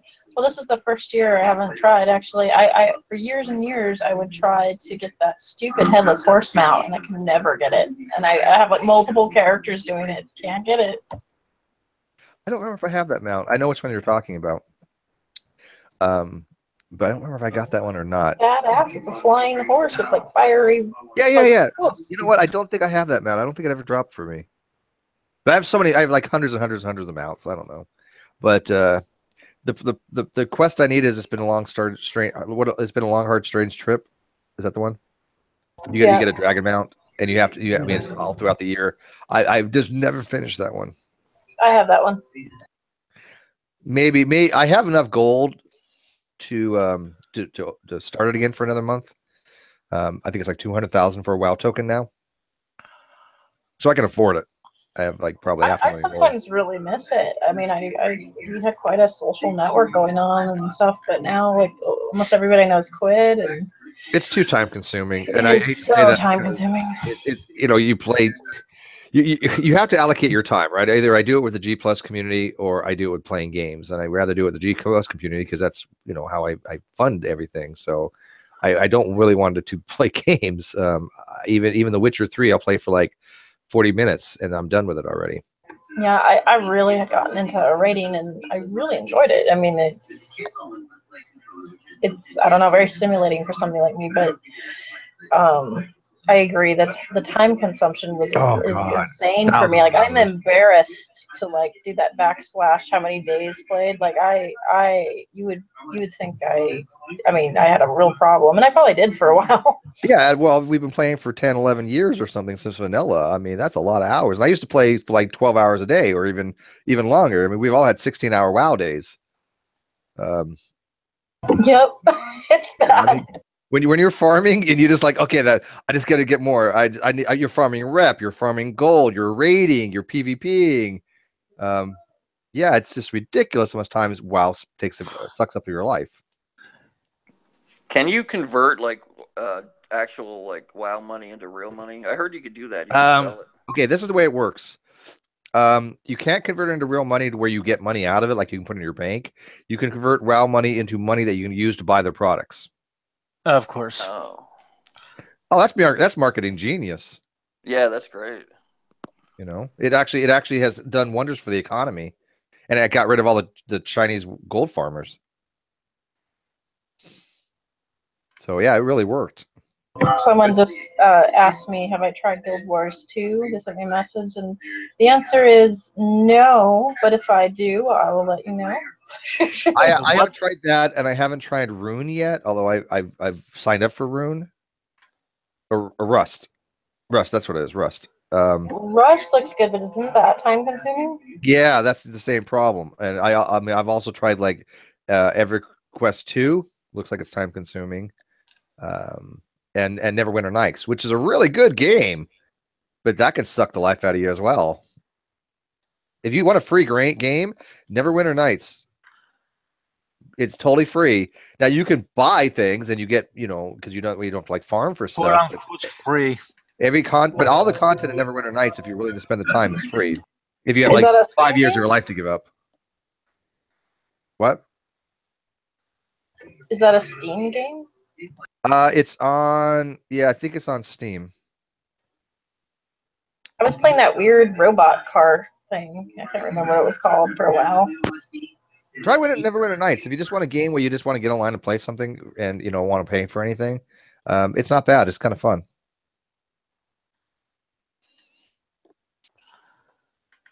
Okay, I will consider playing Guild Wars 2, and when I do, I'll hit you up. I don't think I've ever played Guild Wars 2. I heard it's less time consuming, and so you get kind of to the point than unlike WoW. But I mean, it's the same kind of you're definitely teaming up with people. It's the same kind of game, similar game to WoW, right? Very similar. Right, but I don't think you have the long rep grinds and stuff like that. Yeah, that's the problem with MMOs is the grinds. Oh my god, they suck the life out of you playing these games. Like literally died from playing games. Yep, from strokes. They'll sit there too long, and then they'll get up and they have a stroke. Like, what? Yeah, or get dehydrated, or just they'll a lot of things can kill you. Blood clots. Mm-hmm. I mean, that's why I literally have to get up I at least get up once an hour. So I can't remember which expansion release. I think it was the Panda one, whatever that one was called. And Pandemonium or Pandera. yeah, and my guild, like, we all decided we were gonna make a run for it on Jade, and then we're gonna like try to be like the first people to level. What? That was a stupid thing. I mean, like, we didn't get sleep, and like I started getting delusional, and finally I had to call it quits. It was like the next day. And you know somebody else had been beat leveling you. all night. Yeah, Yeah, I mean, and I was getting beat because you have these hard mode guilds that are all set up. Did you want to be a realm first? We were trying, and then we were getting dusted, so we ended up. Yeah, I mean, realm first. Because these people, I don't know, they must cheat because the game will come out, the server will come up, you'll start playing. 3 hours into it, your level, you say like 100, you're now 100 and 102, and they're like, oh, realm first, 110. What the fuck just happened?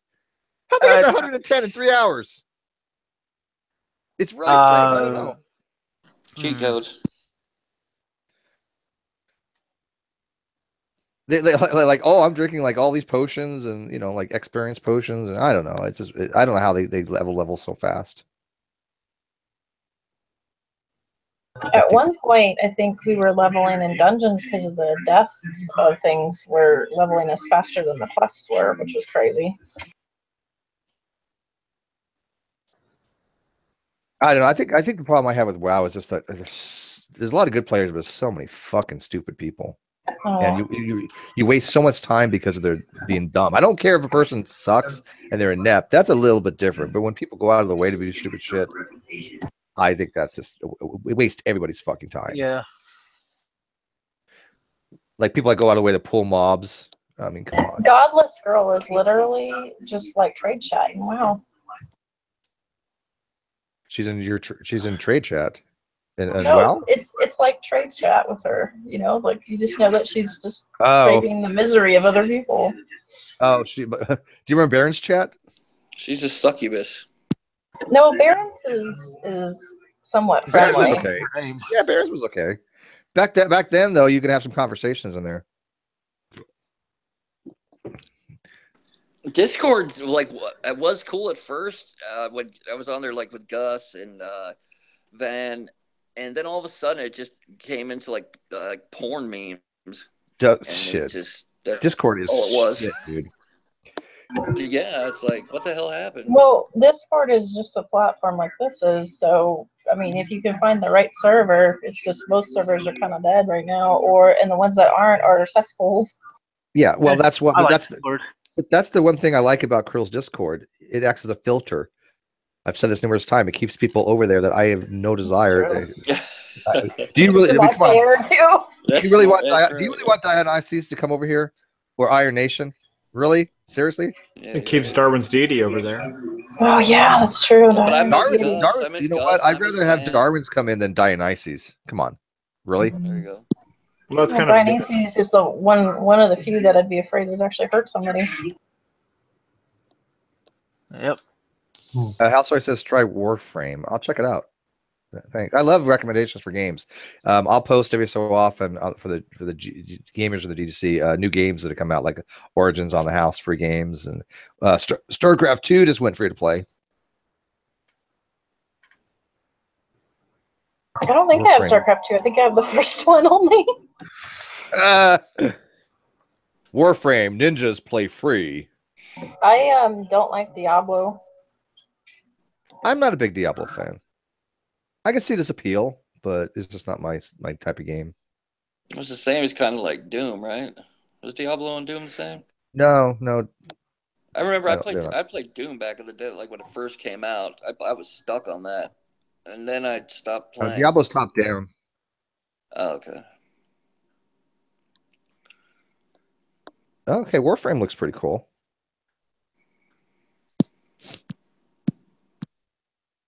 The special effects nowadays are amazing. Oh yeah, these graphics have come so long, dude. I mean, the artistry is so impressive. Look at Witcher, the artistry. I'm just blown away the detail they decided to put into this damn thing, and I'm surprised my computer handles it exceptionally well because I got a really good video card. Somebody sent me a video card, a GTX 770, and it's great for games.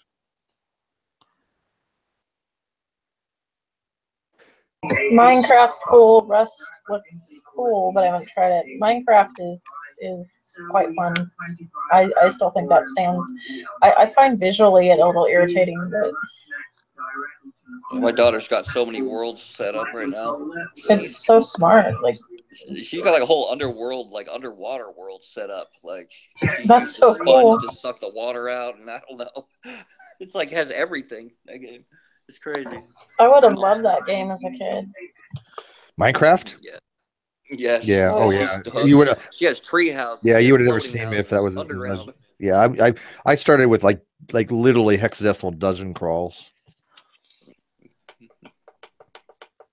Yeah, she's got it down now. She's mining for gold, coal. She's got all that crap. She's like got some deep mine shafts.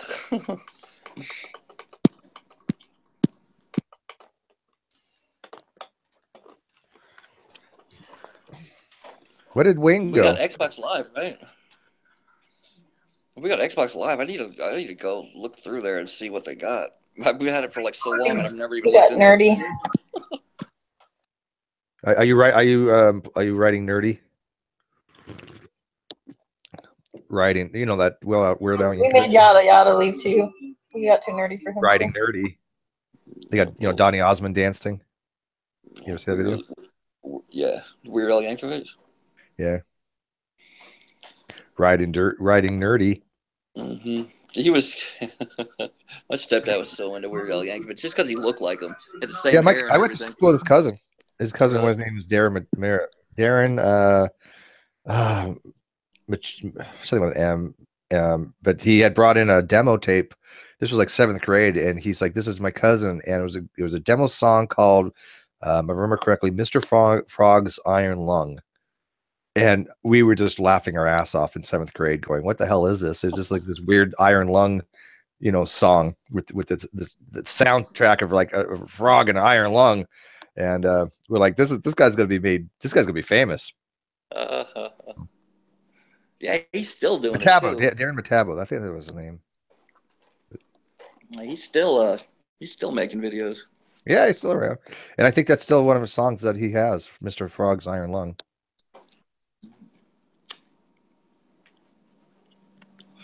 Yeah, I think he just went on tour again. I think.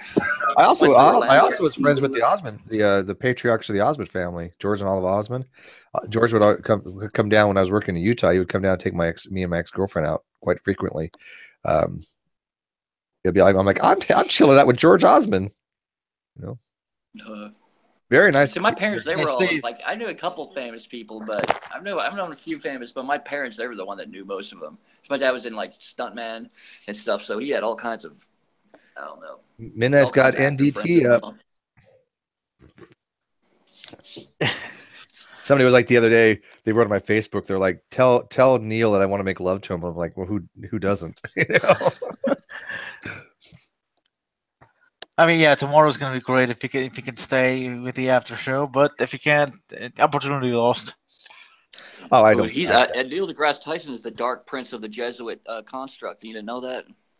There you go. Yeah, I'll have an after show, of course. I don't think he's going to stick around for that. He's supposedly doing something. He has a conference or something, and then he's in a hotel room, and then he's just going to be doing what he's in his hotel room. We have two people arguing back and forth about who's better at BDSM than the other. Wait, Who's what? better at BDSM? Neither of them are good. Okay.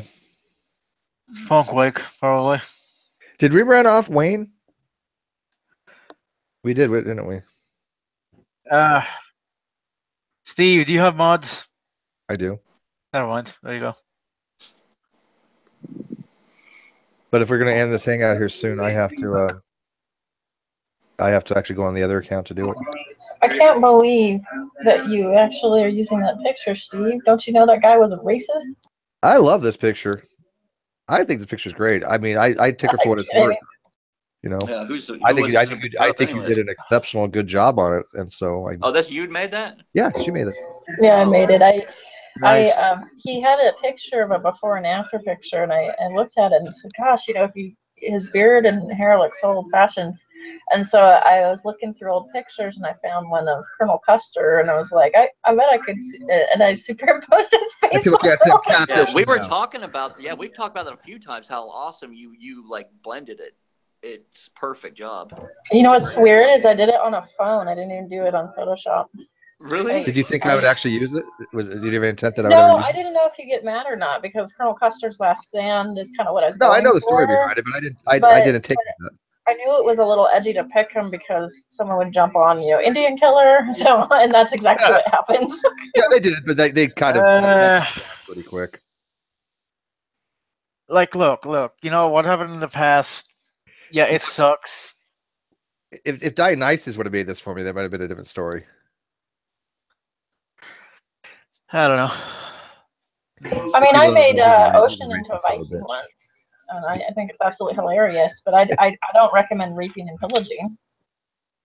I am a Viking. It's a Nordic god. Vikings weren't exactly nice fellows. No. Maybe you should make one for everybody. We all have this old style. I'm glad you made it black and white and not sepia. Yeah. I like the black and white contrast. Yeah, I don't like sepia that much. I'm not a big fan of sepia either. It's all old timey. I wonder what Ocean thinks of the Marvel movies. You know, the depiction of the Norse gods. That's. Well, have you guys watched American Gods? Not yet. Is it good? It's good. Oh, it's good. It's really good. Excellent. I hear the books are good too. So wait. So it's different gods from different religions, like the Norse gods. Does Yahweh appear too? Jesus is in there. Well, actually, Jesus is in there like a couple dozen times. And there's different types of Jesus. There's Mexican Jesus, there's black Jesus, there's white Jesus. I like to pray to the baby Jesus. Baby Jesus. Baby Jesus. There is a show called Black Jesus. Yeah, there is a show called Black Jesus. Yeah. Yeah, that's funny too. It was funny. It was funny. The first season was funny. Then it got old. This movie, it's animated. You guys hear me? Because my screen freeze. Yeah. I don't know. It seems like my computer's going haywire today. Are you from Jersey? Yes. How do you know? Because I talk to people from Jersey every day. Oh. Yeah, Y'all are I mean. should have stayed. You talk to G-Man every day? Your whole state is mean. I've decided. Oh, okay, yeah. Okay. Okay. Yeah. Well, I mean, I don't know. I hate this state, but luckily Chris Christie is out, so yay. Whenever I talk to Jersey folk, he's like, it'll be like, I'm like, oh, I'm so sorry, and I'll go in for a solution, and he's like, yeah, you fucking better be sorry. What? Oh, It doesn't make sense because they're so close to Canada. no. Right. I'm so gonna get going here because I'm gonna get a good night's sleep, even though I kind of was out of it most of the day. But Okay. See you tomorrow for the here's big the thing. day. Unless Wayne comes back, one of you guys is gonna have to end the hangout by sniping. Does anyone have the ability to do that? I suppose all I have to do is.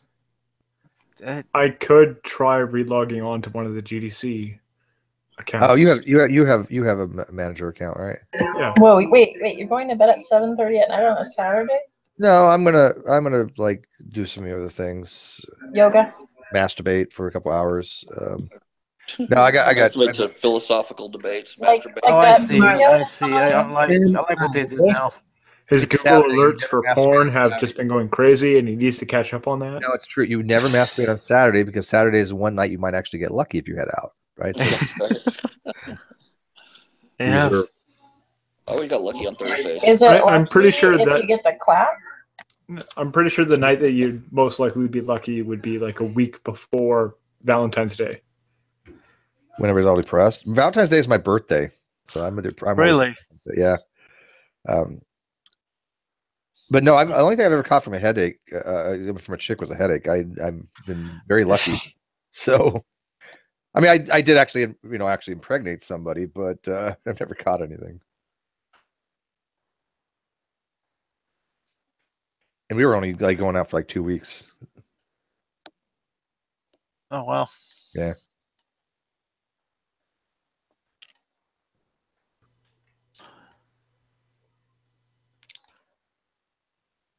All right, so you're gonna take over, Nicola, since you have. I can. I could probably rejoin under the GDC account. Okay. And if I don't do that, I could just snipe everyone out and give them warning beforehand. Yeah, I don't know why, but for some reason I don't have this particular hangout doesn't come up. Oh yeah, no, I guess it did. Oh yeah, I guess I could snipe it. Let me see here. Was there a purpose for this hangout, and why did our host leave? No, see, I can't snipe Wayne. Wayne doesn't come up for me in the conversation for some reason. Because it should be great debate community.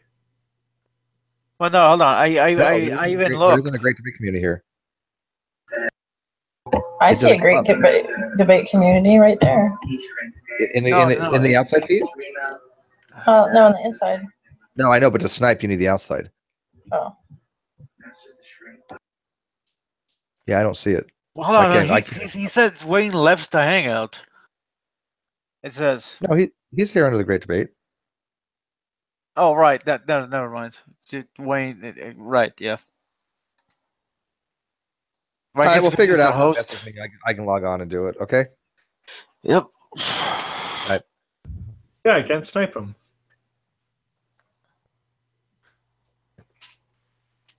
Oh well.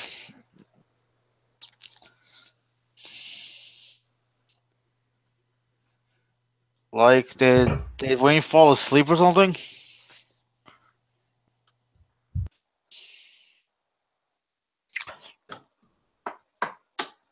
Well, we were getting pretty boring with our nerdy stuff.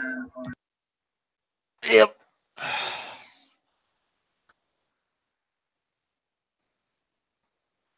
I am. Well, that's kind of what attracted me was I heard people talk about World of Warcraft. Really? Well, my question to you is, are you Horde or Alliance? Horde. Thank God. I'm not a child. Of course I'm going to play Horde. That's right. Alliance is for children and those that like them. That's pretty messed up, I know, but... Yes. Well, it's like among my friends all just decided when they got the game to play Alliance back when WoW came out. I was actually looking at like the racial skills. Like, okay, how would this work if I was playing this, and trying to figure out what would be the optimal class to play. So I think that's pretty well how it worked out. So it's like I ended up being an undead and an undead mage.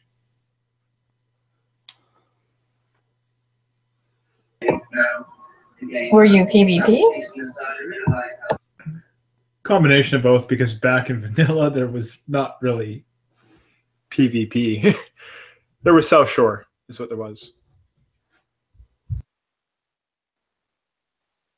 Oh yeah. So I didn't play in vanilla. I started playing in BC. No, I played like the day that the game launched. We were playing it.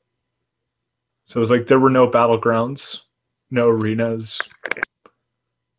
If you wanted a PvP, you went to like Taryn Mill in South Shore, and it was just a res fest is all it was. And so if you played undead and you wanted to quest in that area, it was impossible.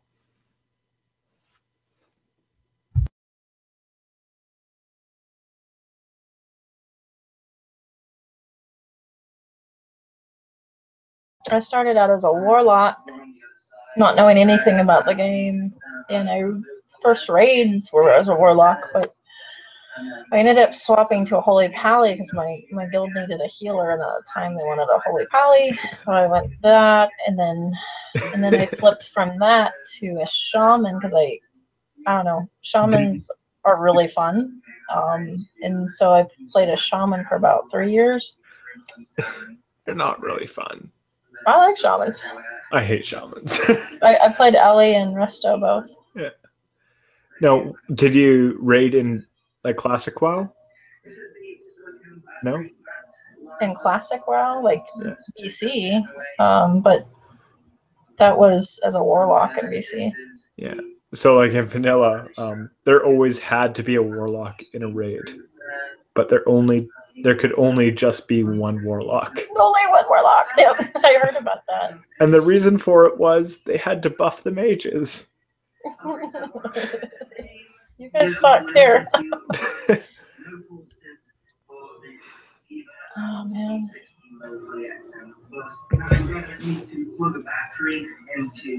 I think one of my favorite raids was Naxxramas. I really liked that one. Nax was everybody's favorite raid, and only 1% of the player base actually got to see the inside of Nax original. That's true. Are you listening to Ronnie in the background? That actually might be me. Yeah. I was just wondering who you were listening to because it sounded like Drew Beersism. My husband likes drones and stuff like that, and he tends to go instead of philosophical things, he likes technical things, and right now it's like a drone person explaining programming his controller or something, so that's what he's listening to. I hate that you just associated Ronnie with philosophical things. No, I didn't mean to do that. What I meant is what I like to do can't spell doesn't philosophy. interest my husband, and what he likes to do doesn't always interest me. That's all. I wasn't suggesting that you turn it off. No, I didn't want to watch that. Oh, okay. No, like I'll get into some theological debate or God, no God, or philosophy or something, and Scott likes building things, so we have different interests. Stranger danger! Who's this?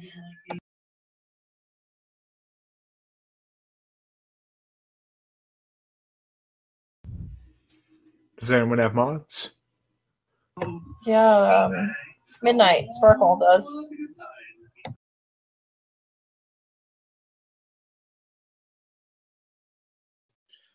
What are you watching, Spackle?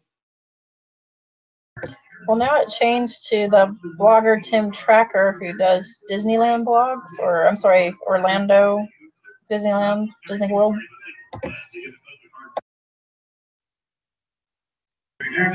Tim Tracker, man. He has this crazy mustache. So hopefully Midnight comes back and he can pass the mods around, because I'm wary of switching over to the manager account because I might not be able to be broadcasted if I do that.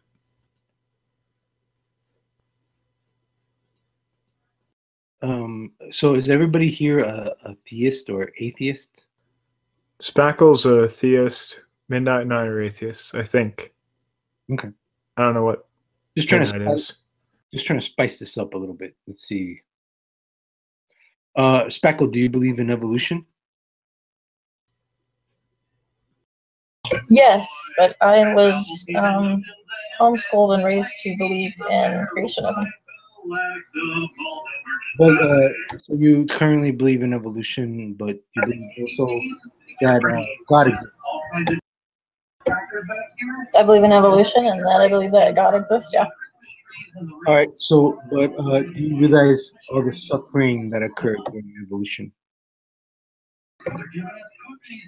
I think that life in general has kind of had suffering. I don't really find it much different than the world I look at every day. So, how do you square that with a benevolent God? I struggle with the problem of pain, but I assume that there's some sort of greater good. It's sort of like life can be painful, but then I love being alive. Mm-hmm. So, but there's a lot of things I don't have an answer to. Like I don't think a child deserves to starve. You know, there's a lot of evil things in the world that I have a lot of questions about. But as far as evolution giving me a particular problem, not really. I don't know. I look at the garden story as us falling out of relationship with God, but not necessarily as literally, I guess, as some It's do. an allegory of lost innocence or something. Right. There's a lot of allegories in the Bible that I think are interesting. Orthodoxy has a lot of depictions, and even Catholicism has a lot of depictions of Mary that's stepping on the snake. And I was There's a raised. lot of those depictions in Catholicism. Yeah, I was raised as my mother was an ex-Catholic, so my grandmother was a devout Catholic, but I was raised as a Protestant with Reformed theology. So it's kind of interesting. I have a weird exposure to Christianity, kind of seeing different aspects. And one of the things I always appreciated was that depiction, because Protestants like to sometimes point out that Eve is the first person to say no to God, and even thrust all the world's problems upon women. But I like to point out, and a lot of Protestants don't point out, that Mary is the first to say yes to God in Christianity, which for some reason is ignored in a lot of Protestant circles. Well, and there are some traditions that say that Eve wasn't the first to say no to God or to disobey God. Lilith, yep. But Lilith is in Jewish mysticism. I don't even think that Lilith is accepted in main Jewish culture. What happened was, I think if I remember it right, is the name Lilith appeared somewhere in a list of demons. And so a bunch of rabbis did what's called a midrash and invented this narrative of Lilith being Adam's first wife, where she refused to be subjugated by her husband or to God or anything, and so she was cast from the garden and then re-entered the garden to make Eve fall. A kind of revenge scenario. Lilith is the first feminist. Yep.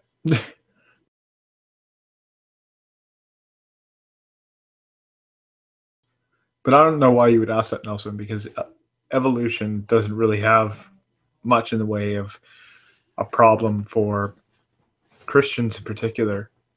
Like when Charles Darwin when he wrote The Origin of Species, how it was received by the devout was they bought all of the books. The first publication sold out. There was no conflict or contradiction with their theology. In fact, the whole idea of this gradual progression of things becoming more suited to their environments made God out to be more artistic, more imaginative, and just better than people had previously imagined. So I don't know why that's much of a conflict.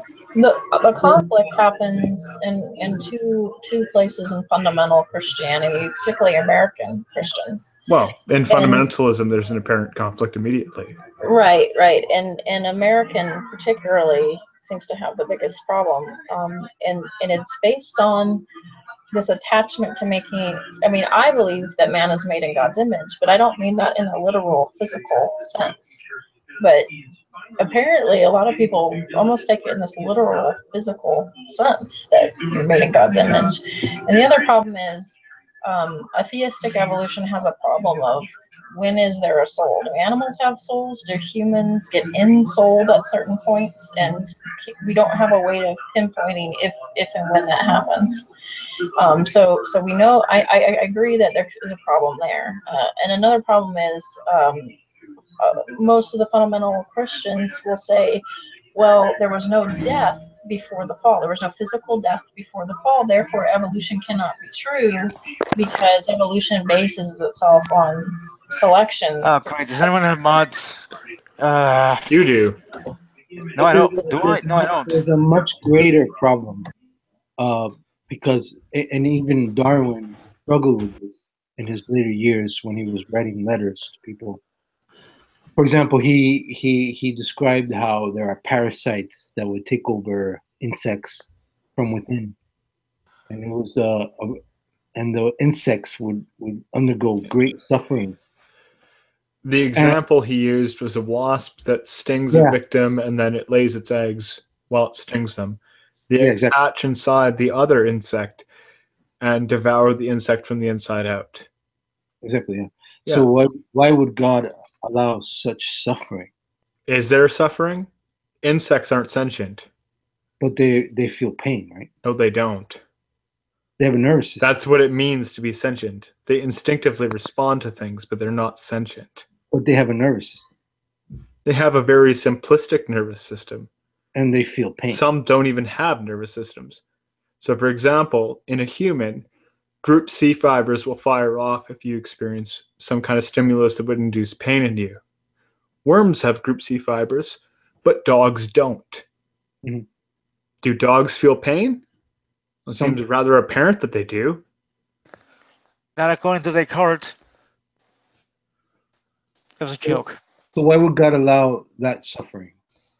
That's the question. Well, the problem is that is there suffering? I would say there is no suffering with an insect. If there is no suffering, your entire objection is just, oh, well, it's aesthetically displeasing to you. Okay, but insects have nervous systems, right? Nervous system doesn't equal pain. Yeah, they have nervous. We can move from that to something. I mean, when you think about like a hippo getting chomped on while it's running and 3 lions riding it while they're eating it alive, yeah, that's pretty gross. You know? I guess you could move to something like that. A hippo just marking its territory is pretty gross. What are you talking about, man? The fuck are you talking about? At best, your objection is, oh, you don't like how this looks. No, I'm talking about pain and suffering. Okay, do insects feel pain? And you can't just say, well, they have some kind of a nervous system. Do they have a complex enough nervous system to actually experience pain? Do insects even have self-awareness in the first place? If they don't experience pain. They have nerve endings. They experience pain. Fuck. So what? That doesn't mean they're self-aware. What does that fucking matter? Because in order for you to experience pain, you have to be self-aware. No, you just have to have nerve endings that delivers messages to your brain. That's how you experience pain. What the fuck are you talking about? But to experience pain, you have to decipher it, right? That's why we take drugs sometimes that obscure that ability to decipher the pain. So do bugs feel pain like we do? All right, you as a theist, do you think that at any time during the timeline from the single cell towards humans, did any of those transitional forms experience pain? Probably. So why would God allow that? It's the same question, why would God allow pain right now? I mean, obviously, at some point when he created the world, if God is somewhat all-knowing, he'd know that in the future that there'd be pain as well. So, again, I would just say that maybe it's part of a bigger picture, a bigger mosaic. So it's part of a bigger picture. So, and do you think life is beautiful? Do you think life is a good thing? You Because think all life. you think he seems could have to- done it at some other way? I mean, Not to deprive some kind of a beauty. What kind of beauty? Don't you appreciate a morbid beauty in some of the more ghastly things in nature? No, I don't. Well, then I'm sorry for you. Come on, give me something objective. We're talking about the perception of pain and beauty. And you're asking for something objective? Yeah. Look up the fucking definitions then. Okay. it's not objectively Have you never heard wrong the for a phrase lion to beauty eat. is in the eye of the beholder? Yeah, it's subjective. Are lions Pain is the moral? most objective thing you could ever think of. No, it isn't. It is. It is. The experience of pain is entirely subjective. When I break It is my literally arm, mind dependent, you fucking idiot. when I break my arm, I say "ow," and I don't respond well. And I literally have a story where I broke my arm. It was a twist fracture. I said "ow," and nobody believed me because they expected me to be crying and stuff. And I said, "I think I broke my arm. I think I broke my wrist." Nobody believed me because I wasn't reacting the same way that they would expect to react. Some people roll on the ground crying. For me, there's different kinds of pain. A broken bone, like that, I don't know what about a femur or something, that might be agonizing. But a broken bone like in your wrist or forearm is actually somewhat tolerable for me. But if you give me, like at one point I had a horrible infection with a abscess in my cheek and my tooth, I was in absolute agony. So pain is interestingly enough subjective, and what might cause pain for one person seems to be agonizing for another, and vice versa, and thresholds are different. If you have a herniated disc, I guarantee you will feel like somebody put a broom between your shoulder blades. Yeah, but I've seen people tolerate it differently. That doesn't make the experience of pain any less subjective. It's not subjective, because if you meddle with the right nerve endings, I guarantee you a swath of people will react the same way. If I meddle with the right nerve endings, I could create somebody who doesn't experience pain at all. I mean, I'm talking about Which is dangerous. Yeah, it is. It's exceptionally dangerous. Pain is an evolutionary advantage. It tells you when you're in danger. Like, there imagine are people who are born without a sense of pain. Right, and they burn there was a themselves. better way to do that, right? You could just use lights, for example. Like if you were doing something wrong with your body, God could have just said red, right? But instead he used pain. Why would he do that? What the hell are you talking about? Like I don't even know. If you're on your phone there, MP, we can hear you. So Yeah, I know, but no one else can. Fuck them. If you broke your leg, it would turn red, right? Like he could have implemented something like that. Okay, so now color is objective as well. Well, he could have. Color's totally subjective. Exactly. It's intersubjective, and that's kind of why I giggled at that.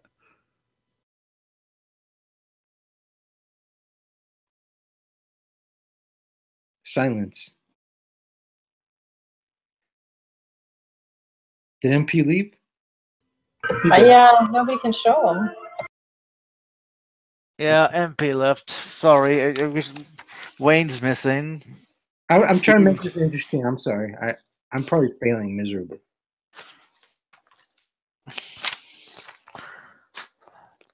No, I mean, I struggle with the problem of pain, and I think of it less in physical terms and more in emotional terms, and part of, pain, I agree with Nicola, is it has to be interpreted, right? So what is that background noise? What's that? You gotta admit that the creationist story, right, it has less suffering in it than the evolutionary theist story. No. Wait. What? Less suffering? Yeah, because in the creationist narrative, it isn't limited to like Adam and Eve in the garden. There is part of Genesis. It's just acceptance of Genesis as a literal truth. It's a literal historical account, which includes God drowning everything except for 2 of each kind and 8 people and some sacrificial animals. And somehow that's less suffering when you're right. The whole host of things that have existed from an evolutionary perspective were non-sentient. You're right. I misspoke. But in terms of the Genesis 1 story, right, where you have all these, where you have everything created from fish to man. Whereas from the theistic evolutionary perspective, everything was created had experienced death and suffering at some point. So in that perspective, creation is, ignoring the flood for a minute, the creationist story is a lot less painful a lot less evil than the theistic evolutionist story. I don't think death is evil. I don't think death is evil. I mean suffering. I mean, suffering and death to me are 2 different things. Like, what are we even talking about? Whether or not boiling a lobster is causing pain. Basically. Well, we're talking about whether the theistic evolutionary story comports with a good, benevolent God. And I think it does not. And I think why? The creationist story, sans the flood, is closer to a benevolent God. I mean, the premier example that you offered was 2 non-sentient entities having something occur where a wasp stings another insect, lays its eggs inside of it. Mm-hmm. And guess what? They're not sentient. But they experience pain. No. That's what sentient means. To be able to perceive and feel things. That you have nerve endings, that you have a nervous system, let me ask you doesn't mean you actually perceive and experience pain. Let me ask you a general question from the single-cell organism to humans. Was there any pain? Is it just me or he's obsessed with pain a little bit? Or no? Yes or no? Was there any pain? What do you mean by that? When? When? Like, obviously, pain would be perceived at the development of some kind of sentient creature. No. Did any organism experience pain from the single-celled organism to Homo sapiens sapien? Yes. In that evolutionary spectrum, did any organism experience pain? Yes or no? Yes, obviously, they did. Then what the fuck are you talking about, you dumb fuck? Does a lobster experience pain, yes or no? Yes, it has nerve endings. Oh, for fuck's sake. No, they don't. They're not sentient. It doesn't matter if they're sentient. They It have literally... Okay, look up what sentient means. Anyway, the point is No. this. You look up what it means to be sentient. Shut up, you dumb fuck. This is the problem. If God allows suffering, why does he allow suffering during that process? That's the question. I don't care about your stupid shit, about your dumb fucking... You don't care about the premises of your own goddamn argument? What are you guys talking about? I just came back and somebody told somebody shut the F. What's going on? Yeah, this argument is getting You crazy. missed a lot. You missed a lot. Yeah. Okay, basically, Nelson here is trying to present an evidential problem of evil. And he's doing it from a Darwinist perspective, using a quote from Darwin himself where he uses an example of a wasp laying an egg inside of another insect. The eggs hatch. They devour the insect from the inside out. And he's saying, well, those insects experience pain, and a benevolent God wouldn't allow for such a thing. The problem is that if the insects aren't sentient, they aren't able to feel or experience pain. which is literally what it means to be sentient. But you already admitted that during the course of evolution, organisms have experienced pain. Some did, not all of them. So why would God use that? A dog is sentient. A cat is sentient. Our ancestor, Australopithecus afarensis, was sentient. So that doesn't mean that everything preceding humans was sentient. So why which would is God, what you were arguing. So why would Let's start with the sentient life then, because I instead of picking on the semantics, let's go for the sentient life that actually registers pain, knows pain, goes, oh my gosh, I'm cut in half, oh my god. Yeah. Well, look, isn't there a difference between sentience and self-awareness? There is, but he's a dumbass. No, I'm fully aware of that. I'm trying to. I'm doing this as if I'm talking to. There is sentient, sapience, and self-awareness. Yeah, I was just trying to find a way to distinguish it. You got to be patient. In order to experience pain, to suffer, you have to, at the bare minimum, be sentient. You gotta be patient with these kind of people. I'm just being honest, but at the very least, why would God allow that process if that's what it involved? That's my question.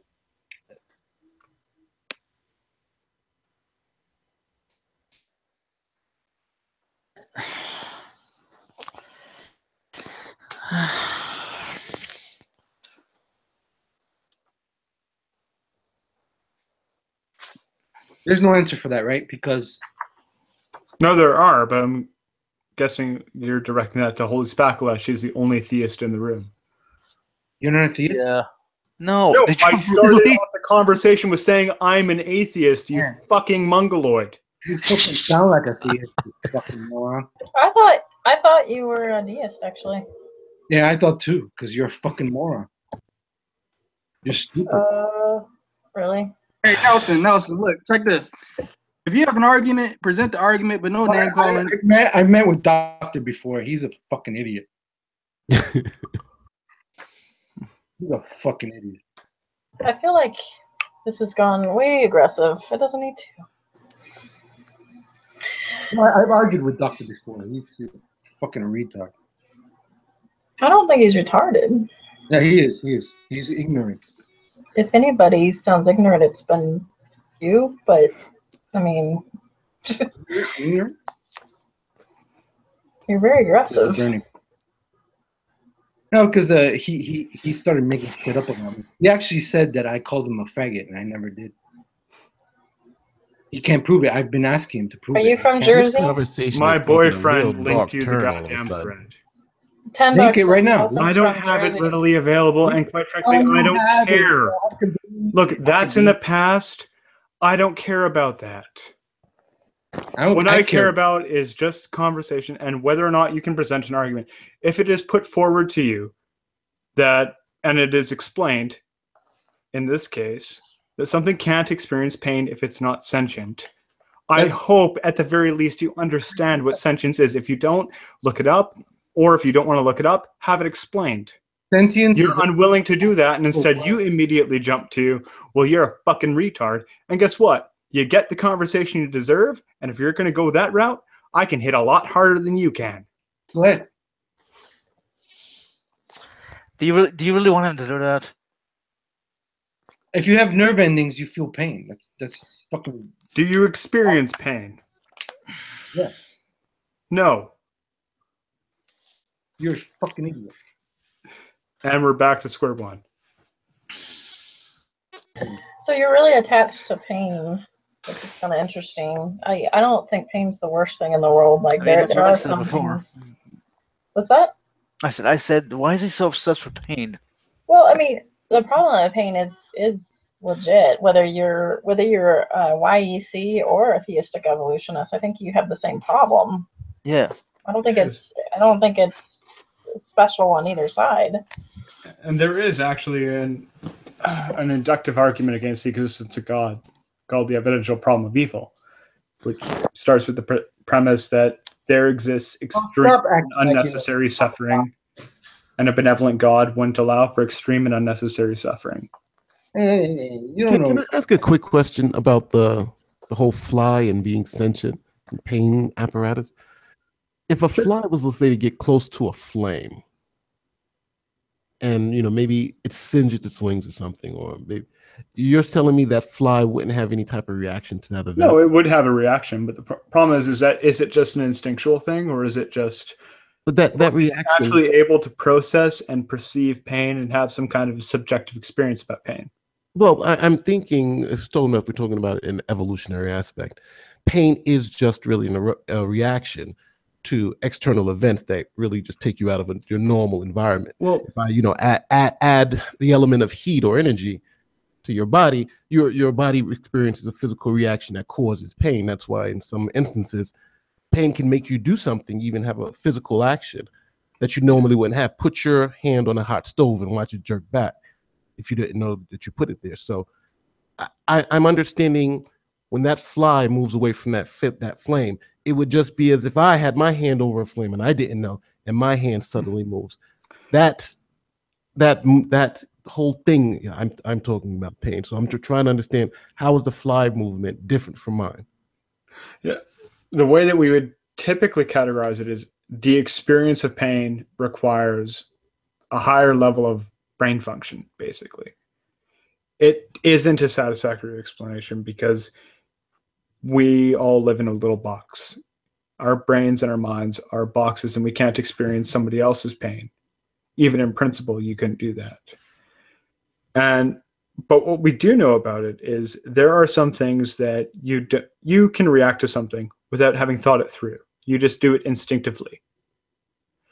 There are animals that can react to things, perform particular actions without even being able to process or perceive any other stimuli.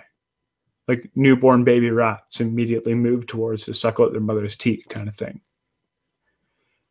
And a fly seems to lack all the necessary components to actually experience pain. Like, yes, there is a stimulus that drives the fly away from the flame, but there's no sense of self, and there's no actual experience that the fly has.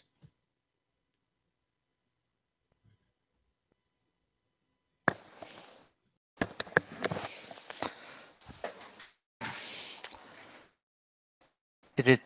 Hello? Yeah, I thought you were going to say something. No, I thought it froze because I don't know. My computer seems to be wonky today. Some things are freezing, locking up. It's a little weird. That might have just been a Google glitch. Yeah. Because I think that explanation was beautiful, but I still just don't understand. Well, it's difficult to understand. We have. It's difficult to explain. It's difficult to understand. It's also difficult to argue for. No, well, we've come to the conclusion that both me and the fly, because I'm considering myself a sentient being, are moved from the flame because of this physical stimulus, this reaction to this particular event. But I still maybe lack the understanding how sentience is some way in respect of makes that event something more for me than it is for the fly, because at the end of the day our reactions are the same, the end result is the same, and the cause and the effect are still the same. So to add this element of sentience seems to me to really just not really add anything to the whole event. It seems to be a layer that you've argued for, but I'm just trying to understand how from the event to the end result the sentience make a difference. Okay. Imagine a robot on an assembly line, right? And a robot that has an infrared camera that directs its grasping mechanism to pick up certain things and moves into another area. It's responding entirely mechanistically to the stimuli that it's processing and compute, and it's going under these various computational I don't know what the English word is, algorithms maybe, but there isn't any experience of that machine there. If I break that machine, it's not going to feel pain, and no, not just because it doesn't have nerve endings. I couldn't inflict other kinds of pain upon it either. It's just responding to stimuli, but you wouldn't say that there's anything more there. You couldn't do anything morally wrong by it. You couldn't offend it in any way. You could rip it apart, and it's really no better or worse off to the thing itself. To the fly, it's kind of the same way. It's just a biological organism that is mechanistically responding to inputs and outputs. And for humans, though, or for other higher order creatures, you're able to actually process things, value things. You're able to consider different things as being more worthy or less worthy than others. And that's kind of where you would draw the line as to whether or not something can actually suffer. Well, the way I would retort that is that even I don't want to really make a free will argument, but you forced my hand because I can make the argument that every event that we're about that we have going forward is all based and predicated off of former events, and we can go that back to infinitum to the day you were born. Yeah. Because let's say, for instance, like even speaking the words that we're speaking, if we didn't learn those words in a certain way at a certain time, you wouldn't have the understanding to be able to utter them the way that we do now. So you are just a collection of past events, and the next event, if I had the correct algorithm, could predict your future events because it could be no other way. We are a victim to the past. Not a victim, but we're a servant to the past. Those events shape who you are today. If one of those events would be different, you wouldn't be who you are.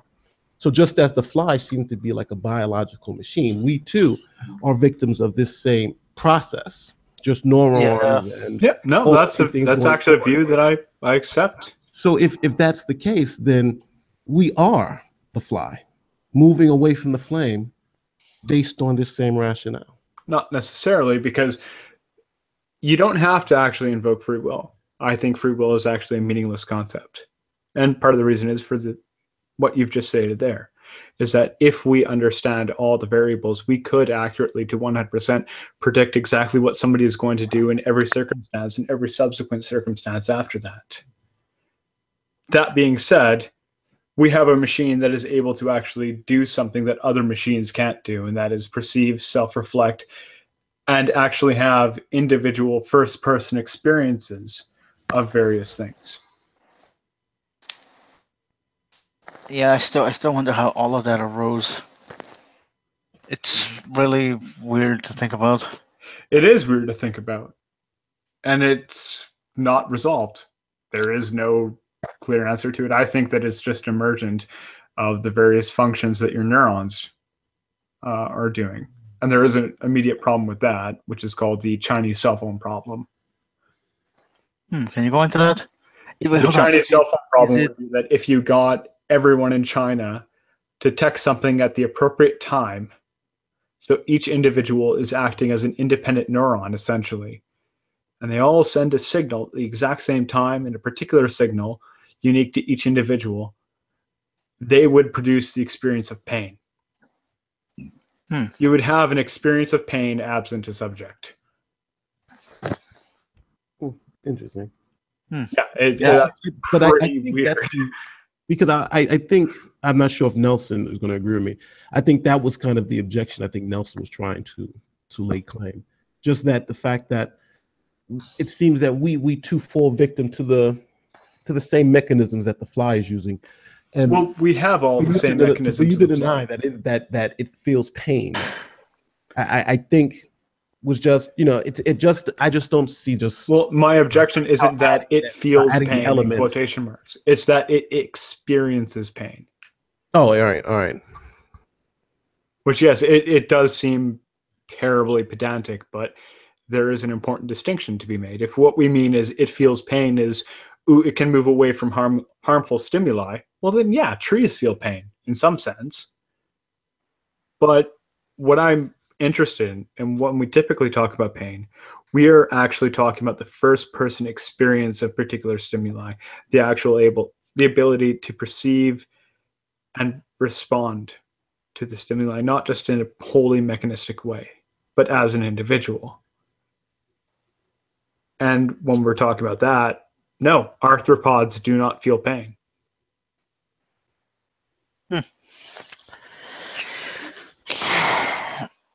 This is definitely interesting. I hope we didn't bore you guys to death. I recommend David Chalmers and Daniel Dennett to everyone. You're all right, Nicola. Well, David Chalmers will make you want to rip your teeth out.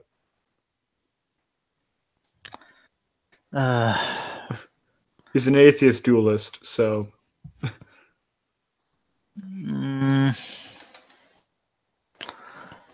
I mean, I just sit here and wonder, like, it's weird how a collection of chemicals actually evolved enough to actually be able to look at itself and question itself. Just the mere ability to self-reflect, to just ask the first philosophical question.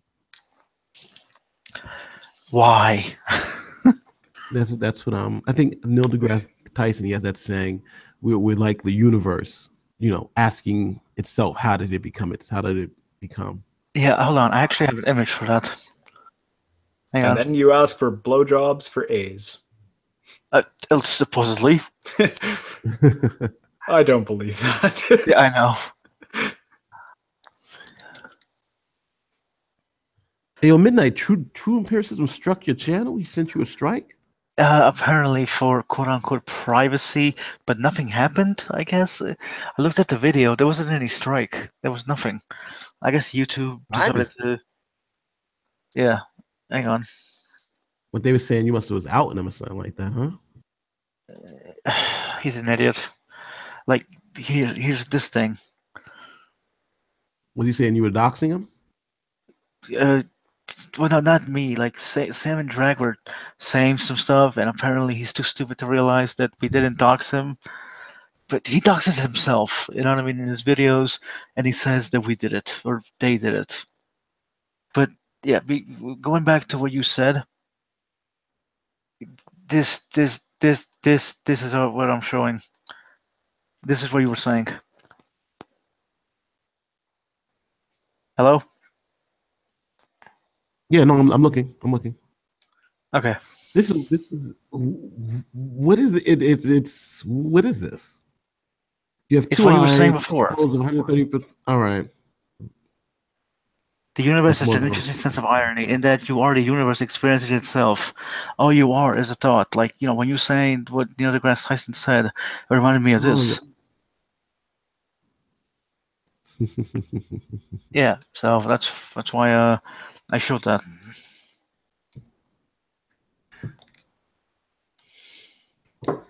I thought it was something to do with true empiricism. I was like, what? Did he say this? No, dude, Ronnie will never say something like that. He's too. I'm thinking about whether the numbers were correct and everything. I'm like, if True said it, it might be wrong with it. Yeah, no, it wasn't true. It looks correct, but yeah, but every time in the past. Yeah, every time I read it, I was like, well, wow, it's right. I mean, we are the universe. Like, we are made of elements that came out of a fucking blowing star. I remember one time I was arguing with Nephilim Free about it, because he was saying, it was beautiful, he was like, abiogenesis is a lie. This. I said, so then he asked me my opinion. I'm like, well, you would agree that all your body's made of atoms. And he's like, yeah. And I said, so all those atoms, like a hydrogen atom is dead, right? You would believe it's dead. You wouldn't call that alive. He said, yes. So I said, right now, your body is made up of 100% dead stuff, atoms. Every cell in your body has trillions of atoms, but you're made up of all that dead stuff. Would you agree? Yes. So from it being dead to it being alive, that is, I think, we were trying to talk about abiogenesis. We know that you're made up of 100% dead stuff. We want to know, how did it get to the state of it being alive? How did this stuff that we know is dead is alive? He would not accept the fact. Well, I mean, that question that there was a connection there. He rejected the fact that there was some connection. He was just like, no, it's just something different. And I kept saying, well, how? He just would not accept that there was. Yeah, I know, but calling atoms dead when they weren't alive, like, I don't know. I know what you mean, but never mind. Pedantic, doesn't matter. Just, you know what I mean? I mean, it's in, like inorganic, like inanimate matter. How did inanimate matter create animate? Inorganics, I suppose. Yeah, it seems to be a process. It seems to be a process of just a natural process of, stars blowing up, heavier elements coming into being.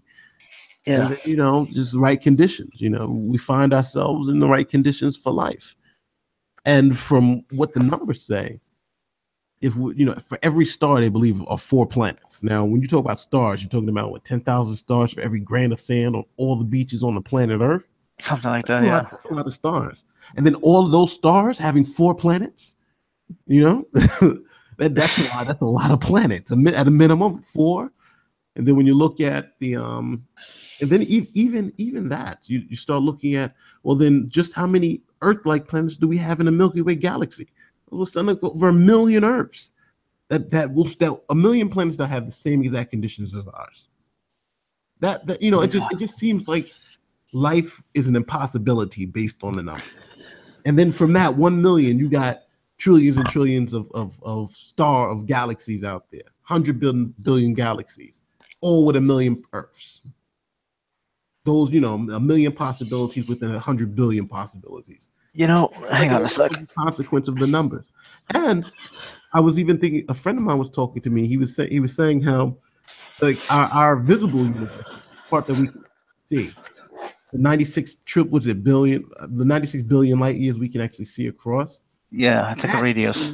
Based on inflationary theory, this theory of inflation, that is only like the size of an atom to the galaxy that we live in today. That the galaxy, the Milky Way galaxy, the size difference between an atom, a hydrogen atom, and the Milky Way galaxy would be the size of the visible universe to the true universe. So if you're talking about a number, and in our little spot, we're talking about 100 billion galaxies. You're talking about multiply that at infinitum. So it just seems like life, if it's really this rare, it would be, it's almost impossible for it not to have happened more than once.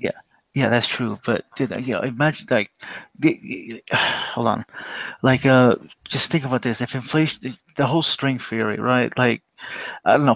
Personally, I think there are alternate universes, parallel universes. Because think about it. Okay, you have atoms, which make molecules, which make cells, which make, you know what I mean? Like, why should there only be one universe? Like, the pattern will obviously continue, no? Like, you know what I mean? You have atoms, people, planets, stars, galaxies. I'm skipping a few steps on the ladder, but you know what I mean? There's a conjecture, I think, about just our universe, like our local configuration of space-time, that if you were to go to the other end of the universe, if that were somehow possible, you would find an exact duplicate of you, just given the number of atoms that there are. Which is hard to think about, because you seem to be looping back on yourself. No. Well, it's not you. It's just something that is qualitatively similar to you. Huh. That is weird to think about. If there is another universe, I gotta come in. If there is another universe, do you think that universe has the same laws of physics as our universe, or do you think it runs on different laws of physics? Well, it depends.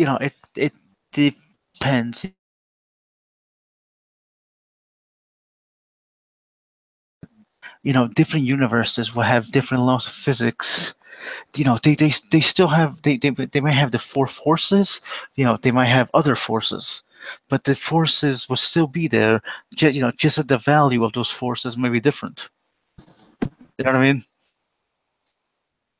Well, it may be that they have the same constants. They may have different constants. They may have completely lacking some constants. There was a paper that I think Anti-Citizen X linked me to, where there was a possible universe that could have formed where we would observe all the same things that we observe of our universe, but it has no electroweak scale.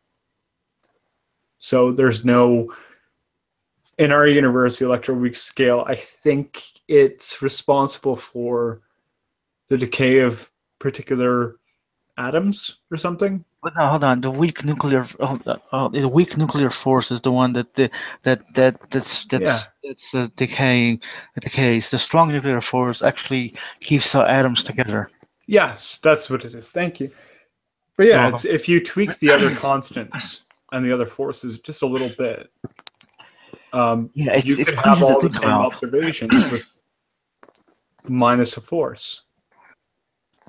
It's really crazy to think about. Like, you know, I don't know a lot like King Crocoduck, but from what I know, I just think about, just imagine this: gravity is keeping us, you know, it's keeping us on the planet, you know, while the strong nuclear force holds our atom together. It's fucking, it's amazing to think about. You know what I mean? Yeah, it's mesmerizing, and no God needed. At least to me, I don't know.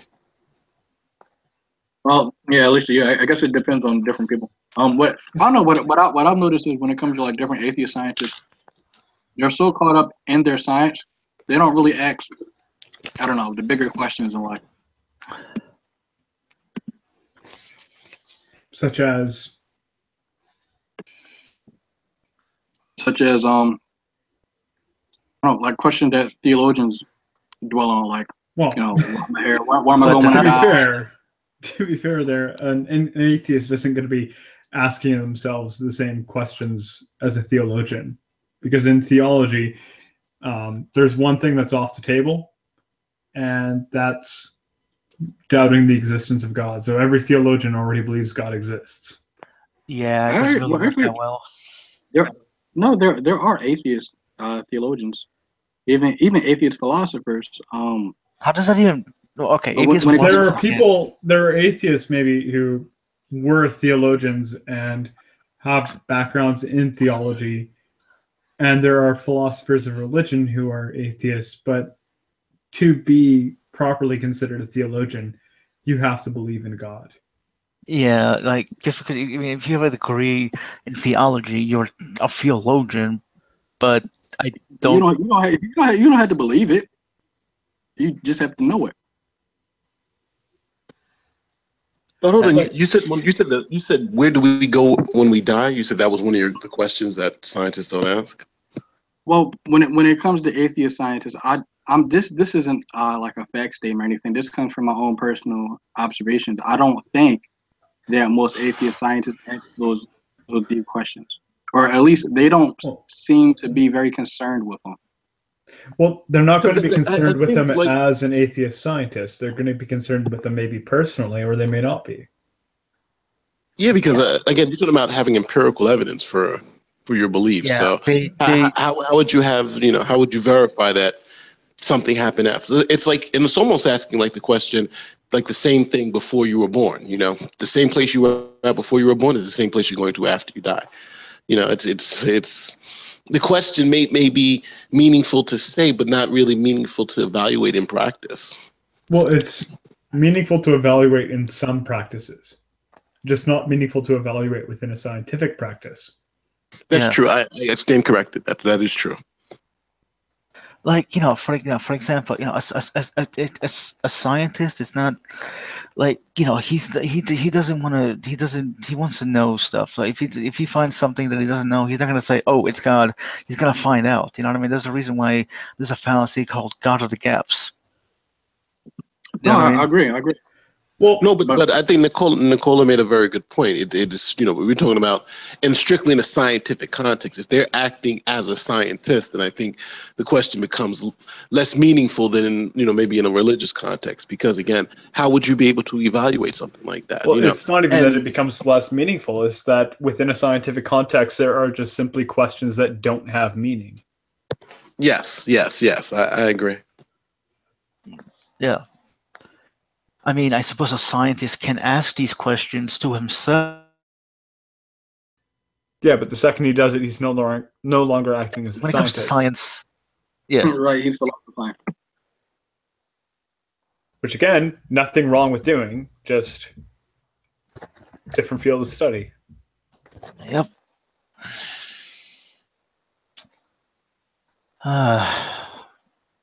Like, look, I'll give the theists one thing. The world does seem amazing, even though there's a lot of messed up stuff in it. I look around and I'm like, how the fuck did all this get here? I mean, and honestly, and I think about it like, why create a universe with trillions of galaxies if we can't even go visit them? I mean, okay, to be fair, there might be life there, enjoying their galaxy or whatever, but we might never get there. It's just so depressing sometimes. I'm gonna die on this rock.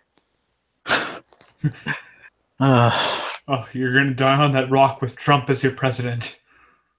Hey, hold on. You have Trudeau, okay? Yeah, and at least ours has good hair. Our prime minister is tasty, like yours looks like a rotten Halloween pumpkin. I'll take that hit. I think Vladimir Putin has Trump totally blackmailed. He has something on Trump. It just has to be true. The way he capitulates to him all the time, and he doesn't speak poorly of him. He only speaks poorly of even his allies.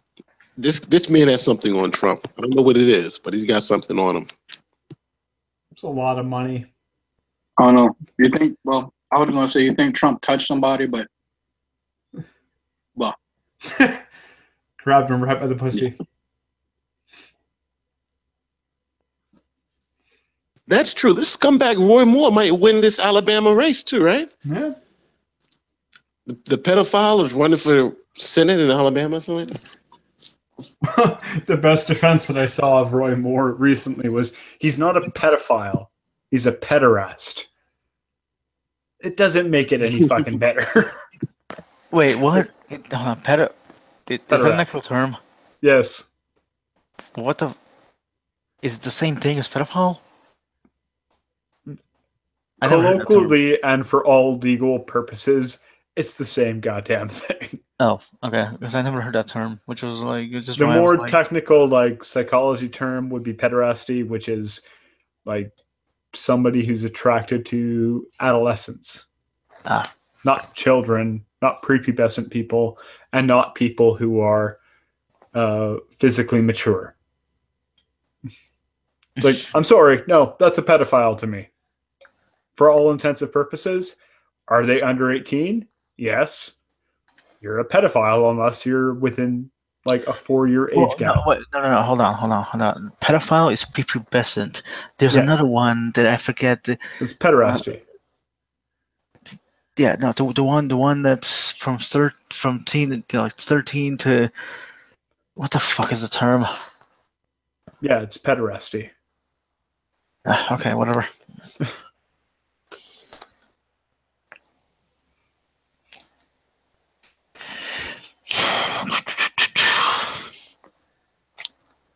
I guess the Holy Spackle decided to leave. Steve wants to know if we're ending this. After Wayne. Too political.